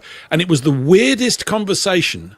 It really is extremely strange. When they built that bell, whenever it was, they had men inside it. And when they first ran it, the men melted. That's right, yeah. Anybody that was inside it just literally was liquefied or turned to atomic dust. They just were not able to retain their physical form. They died, obviously. That's what happened. And they found... What he said was, this is so weird, but I loved this as well because it really appeals to me. It's like a steampunk type thing. And he said they found that human beings have to be in the presence of time to exist. You have to be in the presence of it. And so what they did was they put a mechanical clock, not an electronic one, because the electronic, if they put an electric one, it would have been affected by these great magnetic fields that this bell thing was generating and would have buggered it all up. So they had almost like a Victorian gentleman's pocket watch, seriously, inside it. And when they were in the presence of this machine clock, they didn't die. And then the whole story is about this crew of 4 people that rematerialized, I think it was in Malaga, about 1982. And he then met a guy, did Mr. Anderson, who knew them when they were young German soldiers or part of this operation and talked to them and showed them this machine, which he'd kept in a shed for 42 years. It's amazing stuff. I think there's been some very strange things happen with it. It's on my Rumble channel, which is Paul English Live. I just can't tell you which one it is, but actually, if you go through all the shows, you'll see one with an image of the bell on it. That's the one. Yeah, it's got a big image of the bell on it. I don't know what show it was, 50 or 40 or something like that. But if you go in and have a look, and he'll be back on with me again real soon, so I'll let you know because he wants to talk more amazing stuff like that. It was quite a show, was that? Yeah. Do you think mate, the Nazis had some incredible things like. Not just the bell. I mean, there was other things as well that they were. I mean, they were in the process of developing guided missiles, mate. And obviously, Operation Paperclip, it all went over to stateside, didn't it? And the Russians took what they could. But what do you think? I mean, anybody come in on this, but what about the sort of esoteric element to things with the Nazis? I mean, do you think that played a part in the fact that they managed to gain these technologies, or no? It's greater in the West. If you look at was it Dennis Wise, the Masonic victory? What was it? I think you're better at this, Paul. What was it? The Freemasonic victory of World War II. Correct. That shows you that the West outgunned, if that for want of a better phrase, Germany, where it came to esoteric matters. And Really? yes, and it was creepy that I think 1942 is when times turned against the Axis powers. Russia had the worst winter since records began. And even Mr. H said, this is satanic, this is weird, it shouldn't have happened. But do you ever think that also that time is controlled as well, in the respect that obviously some days you might do the same job every day for 5 days, but on the Monday, the day absolutely flies past. But the next day you'll be doing the exactly same job, and you look at the clock and think, well, it's only 10 o'clock. I agree. And you look at it again in what you think is now, and it says 10 past 10. Well, I feel like I've been here for an absolute age. And sometimes, using the trains and the bus world, sometimes I've got on the train at Wolverhampton coming back, and you get either the stopping train or you get the one that comes straight through. And the stopping train sometimes seems to take an absolute age to get to my station. And other times I can be on that train and either phase out or whatever it is. And I don't remember the last 3 stations. Where are we? It's weird, as though you phase in and out of consciousness, or... I agree with you. You do. It's hard to explain. What was the subject? His Royal Hanorak. What was the subject at school that you loathed the most? That you detested? There must have been one. Sport. Most of them. Like, for me, it was chemistry, right? And I'm really cross about it now, but it's because my chemistry teacher was an absolute... so tedious. And chemistry is really amazing, actually. In fact, if we knew a bit more about chemistry, I could start turning lead into gold, and I'd be jolly well getting on with it, believe you me. But we used to have double chemistry first thing after lunch on Monday. So that would be from, like... 1:30 to 2:30 or something like that. That hour lasted, in today's time, about a week. That 1 hour lasted in my head about 1 week. It was just, it would not end, that lesson. It was so awful. I think there's something to do with, like, the more time you've had, the longer one considers that one has lived, the faster you experience each subsequent chunk of time. Definitely. Because Definitely. you know, if you go from the age of 0 to 1 and you've been alive 1 year, that 1 year is 100% of your life, isn't it? It's your entire life that year. Now, year 2 is only 50% of your life, so it's going to go a little bit quicker. By the time you get to bloody 50, each year is only 2% of your life. Just bing, bing, there's another month gone. And it just it feels like it speeds up. Everything just gets quicker and quicker and quicker. Oh, it does. Yeah, I agree with that. I think it's a bit. I've often viewed it as a piece of elastic. So if you get a piece of elastic, figuratively speaking, and you're holding it between, each hand, your life starts off and it stretches out and it goes and it goes all long and slow, and then as it gets to the end, it rushes in. The elastic on the other side, it all compresses again, a bit like an elastic band. That's what it feels like. It's long and slow to draw out, but then it gets to a pivot point. It starts to compress. It accelerates towards the end. And in the end, you experience each day like as a millisecond. And then I think if you map that to your entire life, you feel as though you haven't lived. How about that as a cheery thought? Just for that, Bob. Drop that in there. That's right. I think there's a lot of validity in that, though, mate, as well. Sorry, Chris, to cut across. No, that's okay. But I think, what you were saying as well about the double chemistry, I think the point you were making was that it went on forever. Like you said, it lasted a week. You enjoy something, time goes a lot quicker, doesn't it? Which is a bit warped as well. The fact that when you're doing the things you love, your life's just rushing by, whereas if you're miserable and depressed, it just goes on forever. Well, we'd like to... Yeah, that pretty much sums it up for me, Chris. Yeah. I'd like to welcome Patrick. That's right. Hello, Patrick. So with Patrick from our embassy, the Fockham Embassy in Wisconsin. Was it cheese capital of the America? Fockham now, isn't it? It's the cheese capital of Fockham. So welcome, Patrick. Annie Patty's coming to play. La la la la la la. Hey, how's it going? Pandy. Well, from an American to put Randy Pandy on, now that's something, isn't it? You know. I thought I was tripping for a minute. What about Muffin the You Mule? were tripping, Chris. Must have been. How's it going there? We're all a bit disturbed now, Patrick. Yeah. We're all a bit disturbed. Yeah, we were okay until you played that, mate. We all just reverted back to our being with our mums, watching it as little children. Yeah. Yes. Do you think that You muffing the speak for mule yourself, mate. should be illegal? What's that? What should be? Do you illegal? think? Do you think muffing the mule should be illegal? Think about it. You'd have to check the Or a rules sexual to eat or a it. sexual offence. No, so a bit of a dirty joke there. Well, now you Brits, you had Andy Pandy. Here we had Howdy Doody, the puppet cowboy. Really? Yeah, and I remember my dad telling me he was on the Howdy Doody show. They would have the peanut gallery, which was all these little children they'd rope into being on the show. We had Robert, do you remember Crapperjack? Sorry, Crappy Jack, as I used to call it, Crapperjack, with yeah. Leslie Crowder. It was so embarrassingly awful. It would have to improve to be. And who was that bloke who was the worst overactor ever? Peter Glazer. Peter Glaze. Yeah. I mean, how could he do that job? I mean, Daddy, what do you do for a living? Oh, just look at that son. Oh my God. Hams, Swindle, hams. Sorry, I've got to disavow myself because I've got to bounce now. But it's a shame I couldn't get to speak to Patrick and get more sort of acquainted with everybody. But well, certainly. Well, there's always shows in the future. I'm sorry you got to leave, but you know. Yeah. So, by the way, Patrick, Robert, Patrick.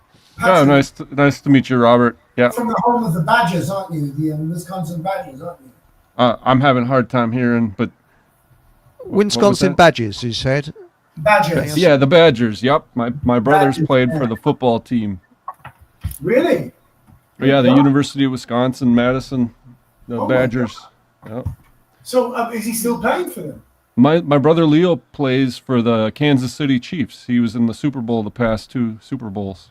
Good They won. grief. Good grief. Well, as a Raider, I'm disgusted with you, but I'm absolutely pleased for him. Well done. Absolutely. It's also does that make you a Packers fan then, if you're from Wisconsin? Well, I'm agnostic when it comes to football. Oh, I see. I never got into it, even though my little brothers play it. Yeah. Okay, excellent. Anyway, it was nice to have met you, fellas. Happy New Year. Happy New Year. Yep. Cheers, Come on, Robert. so see you, Robert. Thanks. Bye. Take care, And- Robert. Thanks. And yes, it's funny because Andy Pandy, it was Jeanette Mills, I think, did Muffin the Mule, and I think she was John Mills' sister.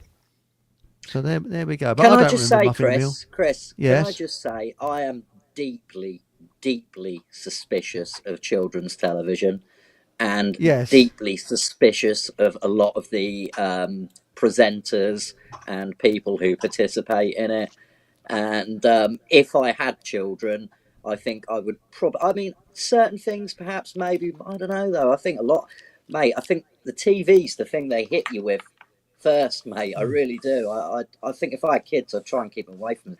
But children's programs, maybe I sound like a twat here, but like I say, deeply suspicious. What are they trying to portray? And I agree.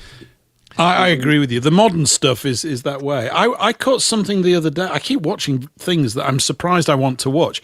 I caught a thing, it must have been made, I think, in the late 80s or early 90s. It was a 2-hour children's sort of made-for-TV movie called Pollyanna. Do you know the story?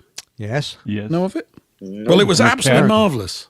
It was absolutely marvellous. It was so wholesome and so good. And it featured this girl, Pollyanna, who's the goodest, sweetest, kindest, most loving little child you ever saw, right? And she's going around and she's cheering up all these miserable old scroats that are in the manor, including the woman that's looking after her and this bloke and everything. And they all get transformed by meeting her because she's just ridiculously positive, courteous, joyful, kindly. It was great. It was so refreshing. You went, We yeah. had And the people word go, Pollyannish for someone Right. who's like that, like cheerfully naive. oh yeah, it was just great. It was really fantastic. I loved it. So there you go. I get entertained by things. I go, It's sometimes there's little hidden gems that are not even pushed. They kind of not even get a big budget or anything. Somebody just made it 20, 30 years ago and they put it back on again. Because I've got a cable channel which is, I forgot what it's called. It's called Talking TV, and it's just nothing but old British stuff. I just leave it on all day. It's great. It's not all good. Some of it's really cheesy. I mean, they play Robin Hood with Richard Green. You remember that series from the 1960s with the black and white thing? You're going back. Yeah, they play all that and Maid Robinson Crusoe. Maid Marian, she's gorgeous. They're all fantastic and they're all cheery and they're robbing things. And of course, the Sheriff of Nottingham's an absolute bastard. And it's just great. It's very innocent, direct storytelling and it works. It's kind of entertaining. I went, oh yes, I just turned into a sort of 8-year-old kid again watching this kind of stuff, and I'm quite glad of it. It refreshes the inner parts modern television will never reach because it's vile, most of it. Absolutely vile. That's right. What about Robinson Crusoe? And it's actually filmed in France. With that music. That music, the introduction music was fantastic. It was absolutely brilliant. If you want to look at children's television at its best, tap into Google, YouTube, Blue Peter Elephant. The scene with the elephant went absolutely ape shit. It had a baby elephant on there, you see, with a keeper, and the elephant, it was in the studio with all the studio lamps, decided to relieve itself, and the keeper slid in it. And he couldn't hold this elephant back, and he went on a rampage around the studio. Do you remember that? Oh, it's classic. Yep. Patrick, you've got to see it. Children or animals. Yeah. You'll be off your. I don't know if you've ever seen it. Just tap in Blue Peter Elephant, and you'll be off your seat with laughter. I think I've seen it. To be honest, I think I have seen that. Blue Peter Elephant. Yes. I often wonder if all these people that appear on these shows, like Deal and No Deal, and whether these are actually people out in society, whether they're just actors that they bring in. Because, like for example, we mentioned the Jeremy Vile show. Yesterday, I think it was. Right. And we used to listen to that a while back, and they'd have callers coming on. They were so confident on the phone to speak to him. Now, would everybody really be that confident to be able to answer the questions he's asking them? Wouldn't they be like stutters and but there never is. They always seem very confident. I agree with you. I think they're. Hello, I'm a genuine person from Totnes. Really, I am. I'm not radar trained. Seriously. And this is a genuine anecdote. It really did happen to me, Jeremy. Yeah. Are you suggesting that the television and the radio would manipulate people? I think he is, yes. Most Haunted, I think. It always made me laugh. Most Haunted really made me laugh. I mean, that was so contrived. But you've probably heard it 1,000 times. I was driving home one night, and it was about this time of the year. It was cold, it was wet, and I'd worked late, and I was driving along, and I just wanted something to keep me awake. I was turning, and as I was driving along, and you get the sort of it's about 8 o'clock at 9 o'clock at night. It's crap. It really is on the radio, and I was thinking, and a few years back, and they had one of these agony aunts on, and I would never listen to those programs, but I was driving along and I heard, hello, he says, yes. I have an embarrassing problem. Yes. And I was thinking, And I sort of paused for a while. I've had a relationship. Don't worry, with an Alsatian. What? And then the worst of it was the answer she gave was, oh, that's perfectly natural if you've been brought up with animals. I almost went at the back of a bus in front of me. What the? And I thought, was I hearing things? And it played on my mind. And I went to work next day, and this was where I worked. There was a lot of Australians. I was in Britain. I was in England. And these Australians, they said, hey, bros, do you hear that Pom last night talking about having a shagging an Alsatian? And all bloody day they said to me, hey, Pommy, look, there's a poodle outside. Do you fancy it? And all that. Oh, he said, what we've got New Zealand sheep shaggers, and now we've got pommy dog shaggers. And so all us poms in the office were getting it all day. But Anthea, was it Rayner? Something Rayner? Not Claire Rayner, it was the other one. Anthony, she's on LBC, I think it was. She's pretty old now. I can't remember her name, really. Somebody in chat. Anthea Turner? Was it? No, I think it was years ago.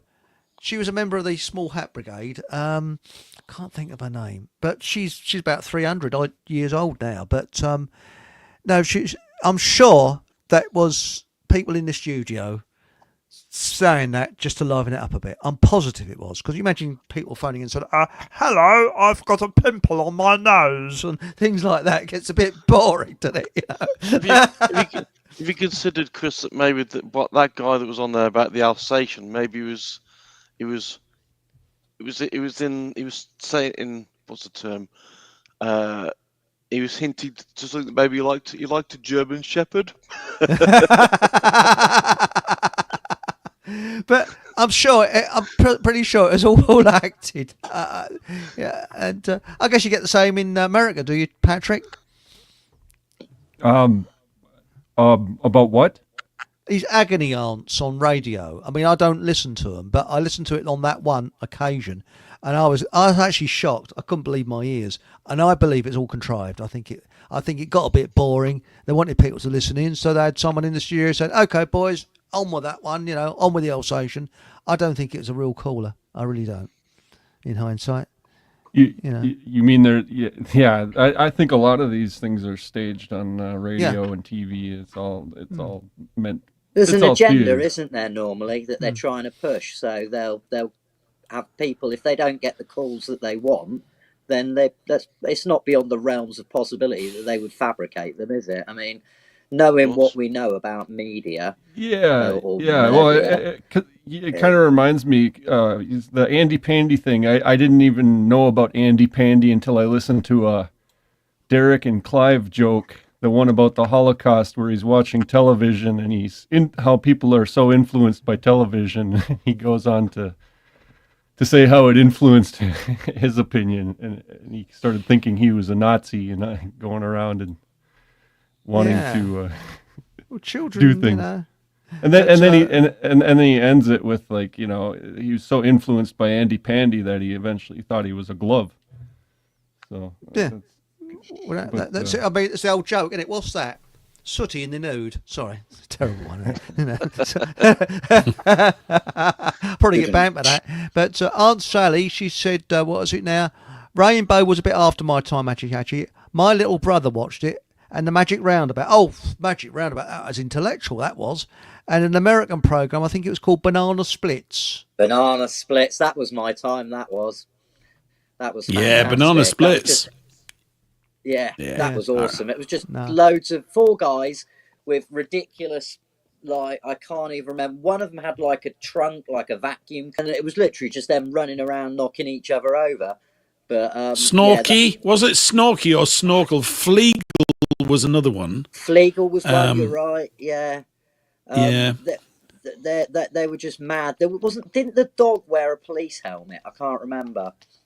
Or a fireman's helmet. Yeah, something like that. He did. Or a fireman's helmet. Absolutely. That was it. Fireman's helmet. One of the dogs had a fireman's helmet on, didn't he? And and they had those 6-wheeled cars that they used to drive around in, Paul. Yep. Do you remember them? I do. Oh, yeah, they were cool. Those little buggies. Yeah. We all wanted one. Yeah, I wanted one. I really wanted one of those, mate. Yeah, that was pretty awesome. Banana Splits. That was quite sort of like of its time. Anna Rayburn, by the way, the name has just come to me, was the agony aunt, and DJ B2 said, was it Claire Rayburn? No, it was Anna Rayburn. Claire Rayburn, she was, will you do that for me, dear? Will you do that, dear?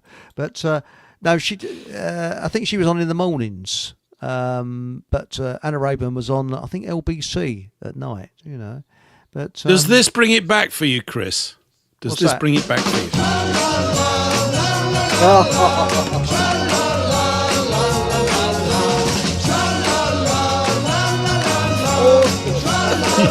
Isn't it good?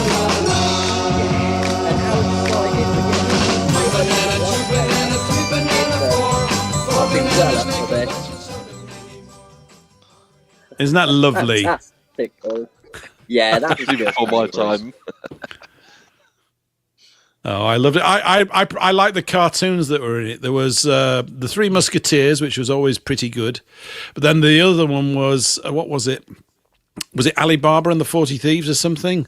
And they had a donkey in it, a magic donkey, and that guy used to say, Roseanne Kabar. There was a magician, and he used to cast spells, and it was...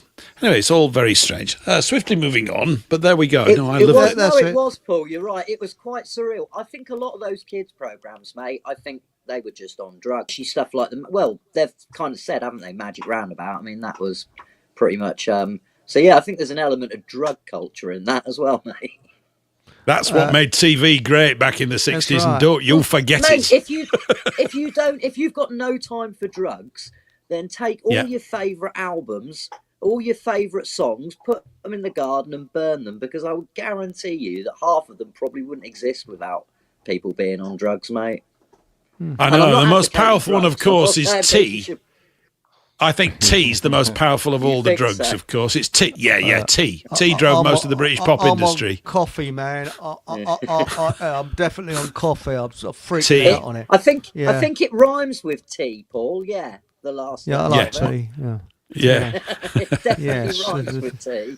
Now, Aunt Sally said in the 70s and 80s, the agony aunt pages in the press seemed to revolve around sex. That's all they did talk about, sex problems. Even as a child, I was able to read them. Sick. I agree. And also, it actually destroyed, I believe, self-respect. People had self-respect. Wouldn't speak. I mean, our grandparents would never speak about sex. I mean, sex, you thought, is what push people said about a number that came after 5 and before 7. You know, I mean, but yes. But, another one, Heralders Get Fucked said, do you remember Herbs? The Herbs? And I know the man, well, I did know, he's dead now, I think. There was a chap where I used to live when I was a kid. Remember Hattie Town? Well, he actually did the scenes. He showed me a carrot that he made for Hattie Town, and I think he did the characters in Hattie Town. He lived along, a couple of doors away from where we lived. So... Isn't that interesting? So I've actually met the man who actually didn't create it, but he did all the sets for Hattie Town. I can see you all falling over with excitement there. I think that's very exciting. Mate, you've just told who did something that I'd never heard of before, so I am a little bit underwhelmed, I'm afraid. And Trumpton. Do you remember Trumpton? Yeah, vaguely. Yeah, they all sort of moved like this, didn't they? This is well before my time. My wife is saying Lord Belborough in the background. I don't remember Trumpton, mate. Lord Belborough. Sounds like a disease. Lord Belborough. Time flies by when you're a driver on a train. Yeah, that's great there. Oh, I like that. Is that Trumpton? Trumpton, yeah. Apparently, yeah. She paid attention. No. She paid attention, obviously. She knows the words. She is a little bit older than me, though. And do you remember Susan Stranks? Susan Stranks on Magpie. Aunt Sally said, the good little children watch the BBC Blue Peter. Being a rebel, I watch Magpie, saying I. On ITV, Chris. Yes, Magpie. I couldn't stand Susan Stranks, though. There's something about that woman I just couldn't tolerate. Yes. See, ITV... or when I was growing up, was things like Count Duckula, and does that ring any bells with anybody, or am I showing my youth? I've heard of it. But so I remember. I could just about remember the Flower Pot Man and Andy Pandy, but Muffin the Mule. I've seen repeats of Muffin the Mule. It's quite intellectual, actually. But what did Andy... sites? Yes. You get arrested for watching it. Have you got a spare CD of Muffin the Mule? You know what I mean.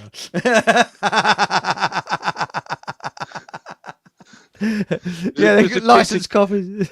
Was it Peter Kay that says about back in his day, the Blu-ray was the guy you got those from rather than the media type? And now. Hatchie said, what about the Philadelphia experiment? That's when we was talking about time and where people, the bell and things like that, where people have travelled in time. That's interesting, isn't it? Yeah, mate, that wasn't just, they came back, didn't the people turn up back some of them half fused into the ship and things like that? Don't know. Yeah, the Philadelphia experiment, that was where they tried to transport a ship, didn't they? Through some kind of portal, and I think when it came back, it ended badly for some of the sailors that were book on that, actually, mate. So I'll know more hopefully in a couple of weeks. But now, yeah, so there's a lot of films been made out of it, and a lot of fantasy been made of it. So we just don't know. But Wayne, Urban Fox, has come back and politely disagree, because this is what the show is about, politely disagreeing with each other. Corinthians actually speaks highly of prophecy and calls it a spiritual gift. And I said on the advert that it's best when used as a tool for guidance. Would tend to disagree with Aunt Sally. Well, okay, fair enough. And so, it's nice to get everybody's opinion here. So there we go. I'll just be neutral on the subject on that one. Do we all think we've been here before? Do you think we've lived lives? Yeah. Do you think we get one life, or do you think we come back again and again and again? Paul, I think you're right. I think we've probably been here before. I think how many times depends on how well we do. I'm not sure. I think so. I think we've been here before. Yeah, definitely. I think we all chose to come at a particular time as well. That's my belief. I think 1:30 on a Thursday afternoon for me. That's the one, mate. And I'd like, I don't know about you, Paul, but when I came in, there's a little button on the left-hand side, and it says Extreme Ride. And if you twat that on the way in, mate, it makes it far more interesting. So yeah, I hit the Extreme Ride button on the way in. Well, my mother told me that when I was born, she accidentally eased herself, and I slid out into a pile of poo. So that was my first entrance to life. She said, "You've been telling smutty jokes ever since." Toilet humour ever since. That's what she reckons it's down to. That's why I'm into toilet humour, because I slid in a pile of poo when I my first sort of entrance into this world. Like, yeah, poo. A lovely image, isn't it? Yes, but Aunt Sally's come back again politely. It's very nice. Said, prophecy as given by the appointed prophets is what I believe Corinthians was referring to. So prophecy was given by the appointed prophets. I don't know. So is what I believe Corinthians were referring to. So there we are. So I can't comment on that. I don't know enough about the subject. I just wanted to comment. Certainly, I really don't know much about the shows y'all were referring to. But I grew up. Readings? I grew up with Jim Henson's Sesame Street and Mr. Rogers' Neighborhood. Oh, we had Sesame Street over here. Big Bird and so on. Yeah, what about Play School? Play School was a bit. No, I never had that. They had a brand called Play School here, which was Patrick. Like games. Patrick, sorry, mate. Just what were those shows called again? Sesame Street, which was like the Muppets. We had that. Yeah. Yeah. And it was good early on. No. It's just become this big PC type thing nowadays. Yeah, what was the other Patrick, two shows? The other two shows, what were the names of them, mate? I'm pretty sure that Kathy O'Brien, in her book, lists those shows as being used in MK Ultra. The Mr. Rogers Neighborhood? Fred Rogers? Mr. Rogers, definitely. Yeah, that is one that she named that was used in MK Ultra. That they were told to watch that show. Did you say something about the jet? Sorry. What's that? What? That show that Mr. Rogers and did you say something about the Jensen or something? No, I didn't. I just those two. Those are the ones that I can remember the most. Yeah, no, the Mr. Rogers one. Yeah. We had the Mr. Rogers one. And they were both puppet type things. He was a puppet type. Yeah, she mentioned that particular program that they were made to watch that program as part of their MK Ultra. sort of I found quite interesting. Yeah. Today, children, we're going to build a thermonuclear reactor. Yeah. And next week, we're going to go on to. But really, someone, I think it was a friend of mine, said, be very suspicious of men that want to work with children. Yeah. So I think it's an interesting point there. You know, cause yeah, and there were jokes about that even back then. Yeah, because most blokes, including myself, can't stand kids. I mean, all right, there's some good, well-behaved little children, but really, sort of, you know. That's an incredibly cynical place for us to be in, though, isn't it, Chris? Well, it is really. I mean, if you're a single bloke, you're just not really interested in kids, really. You know, I mean. I don't know. I mean, mate, there's value in kids. I mean, like, without meaning to sound like I'm some I was kind of one wrong, once. you know, I can enjoy the company of children. It's nice, no, especially if they're related to people, and you can just give them back when you know. You don't have to actually like. I mean, friend's got 2 young lads. I love spending time with them, mate. Does that make me? Should people like be ladies, suspicious of me? I don't know. No. But I mean, I don't know, scout leaders and things like that. I'm going to probably. I get what you're saying, mate. I just feel like that's it. I mean, we know that kind of behaviour is certainly rife, and we know it goes on. But isn't that an incredibly cynical position for us to put ourselves in, to be suspicious of anyone who wants to work with children? There was a mate of mine that said it, and I sort of said, well, because, I mean, it's like babies, you know, ladies say, oh, look, any lovely little baby. Here, would you want to hold the baby? No, it's just crapped itself. Here, you can have it back. Yeah, very nice, yes. You can have it back. Here we are.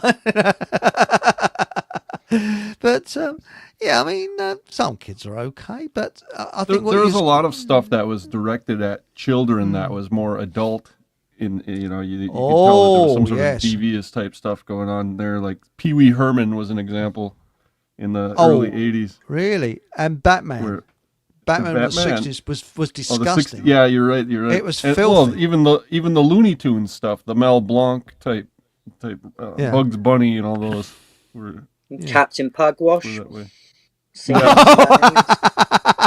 We were talking about that a few months ago. Yes, Seaman Stange. Yes. Was it Roger the cabin boy? Yes. But with Batman, that was absolutely filthy. Some of the stuff they came out with on there, and how they got away with it was incredible. Was it? He was with Batwoman, I think it was. No, Catwoman. And he said, "Was it? I had a dream, and then it reached its climax." That was in the 60s. You know? The thing is, I suppose this has continued even into today's like modern films and stuff like Monsters Inc. We know what that links to, and obviously I can't say it on here for obvious reasons, but there's a lot of cartoon characters, and I mean, if you've watched the Shrek films, they cover pretty much every topic under the sun. There, you've got a transgender, if I'm allowed to say that word, transgender wolf on there, and you know, there's a lot of subliminal as well, isn't there, Paul, in them? Yeah. Subtle hints and definitely. Yes, there is something very odd about a lot of these things. But I always thought Blue Peter was innocent enough. There's never any sort of smut on there, was there? It's all very prim and proper. But apparently Christopher Trace, he was the original one, and they had a Miss England was the compare long before my time. But no, I think, is it Biddy Baxter was the producer of that Blue Peter, and from what I've seen, she fell out with a lot of people. So I don't know quite what went on there. But anyway, we're just sort of winding up the show now, and I've where is it now? I've lost it. It's here somewhere. Oh, here it is. We've got coming up next week. I've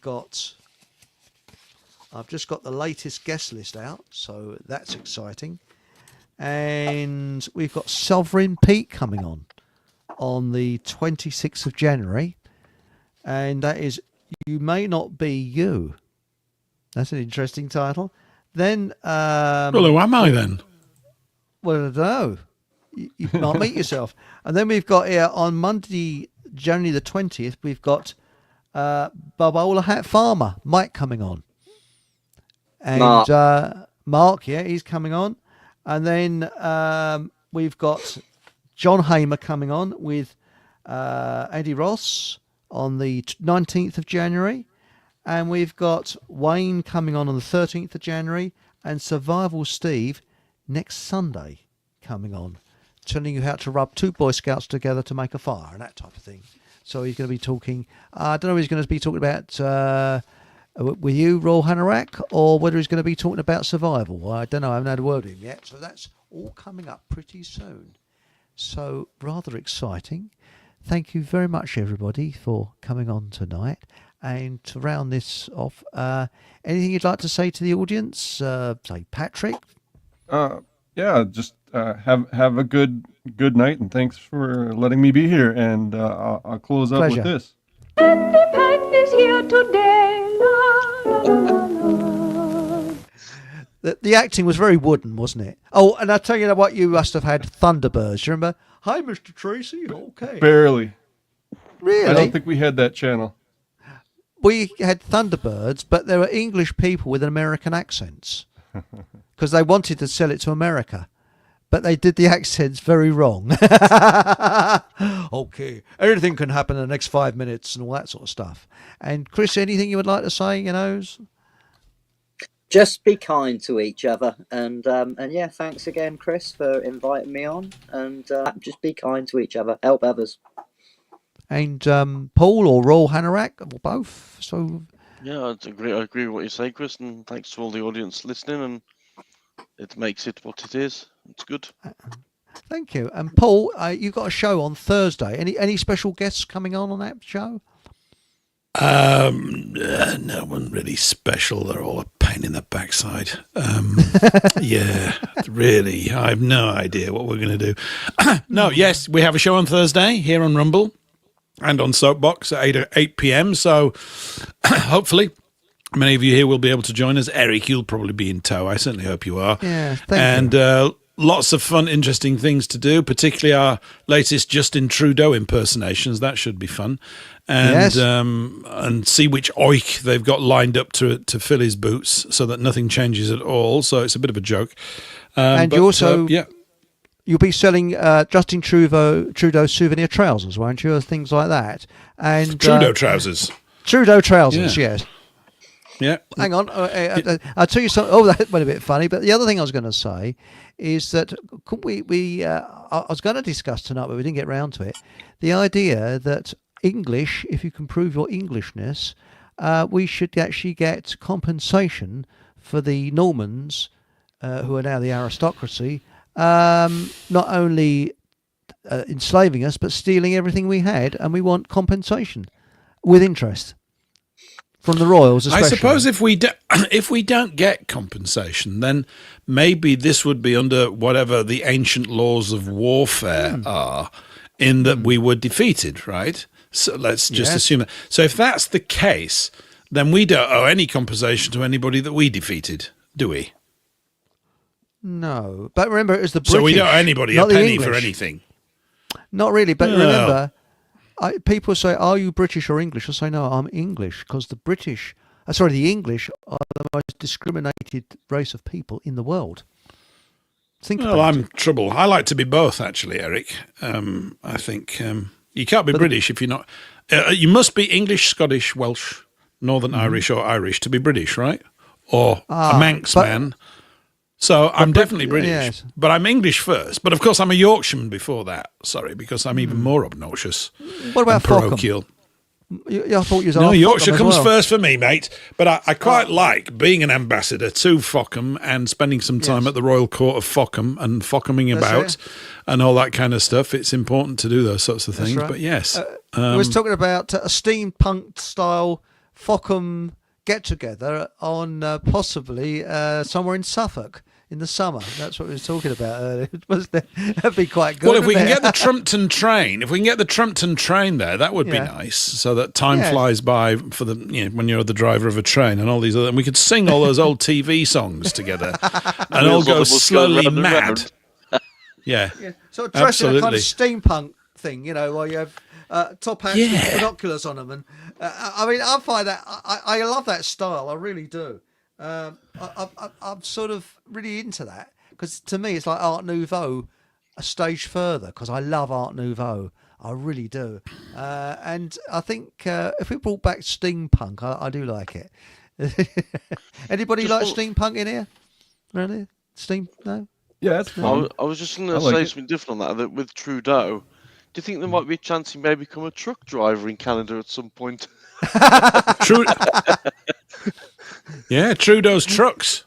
Yeah, I like the idea of going just back to mechanical things rather Yes, than I agree everything with you. electronic. I Yes. agree. Trudeau is a right trucker, isn't he? Sorry. Truck Trudeau. He's a real Yes. trucker of a man. Sorry. They'd quite like him to truck off. Well, that was the thing when they had the trucking convoy blocking off traffic in Ottawa, Yeah. honking. Yeah. That's one Driving thing you have people in crazy. really. That's one thing you have in America. Bloody big trucks. We don't have them as That's big true. over here. They are You call them lorries, that's why. lorries. They're all marriage That lorries. sounds very femmy Yeah. to me, an American. But And you have massive trains as well, don't you? what's that? Faster You trains? have humongous trains as well, miles and miles Yeah, long. but they're super expensive to ride. You Really? may as well take an airplane. Really? Yeah, Was it they're Amtrak, terrible. isn't it? Is it Amtrak? Yeah, Amtrak. It's just it should be something, but it's not because you go through Chicago and something about Chicago just I don't know. I don't know what the reason that it's so expensive, but it is. It's like over here. It's bloody expensive as well. What's It's- that? It's, cheap. It's going by train over here. Is it's prohibitively expensive. Oh, by the way, Patrick, I take what you mean by the microphone, but I haven't had chance to alter the position of it because I can't put it directly in front of me. Well, you some unknown still reason. you sound better. You sound a lot better now. Oh, okay. For some reason. But, yeah, I actually fiddled with the volume a little bit. But by the way, it was a bit weird last night when I was actually locked out of the studio. Weird, wasn't it? Yeah, that was strange, and I got kicked out once too. Yeah. I think it's a software fault. Yeah, Rumble. With Rumble, yeah. I really do believe that. Anyway, 2 folks. weeks on the trot. No, I haven't got the trots. No, I'm quite all right tonight. Yeah. But thank you very much. And whatever happens, have a bloody laugh and good night.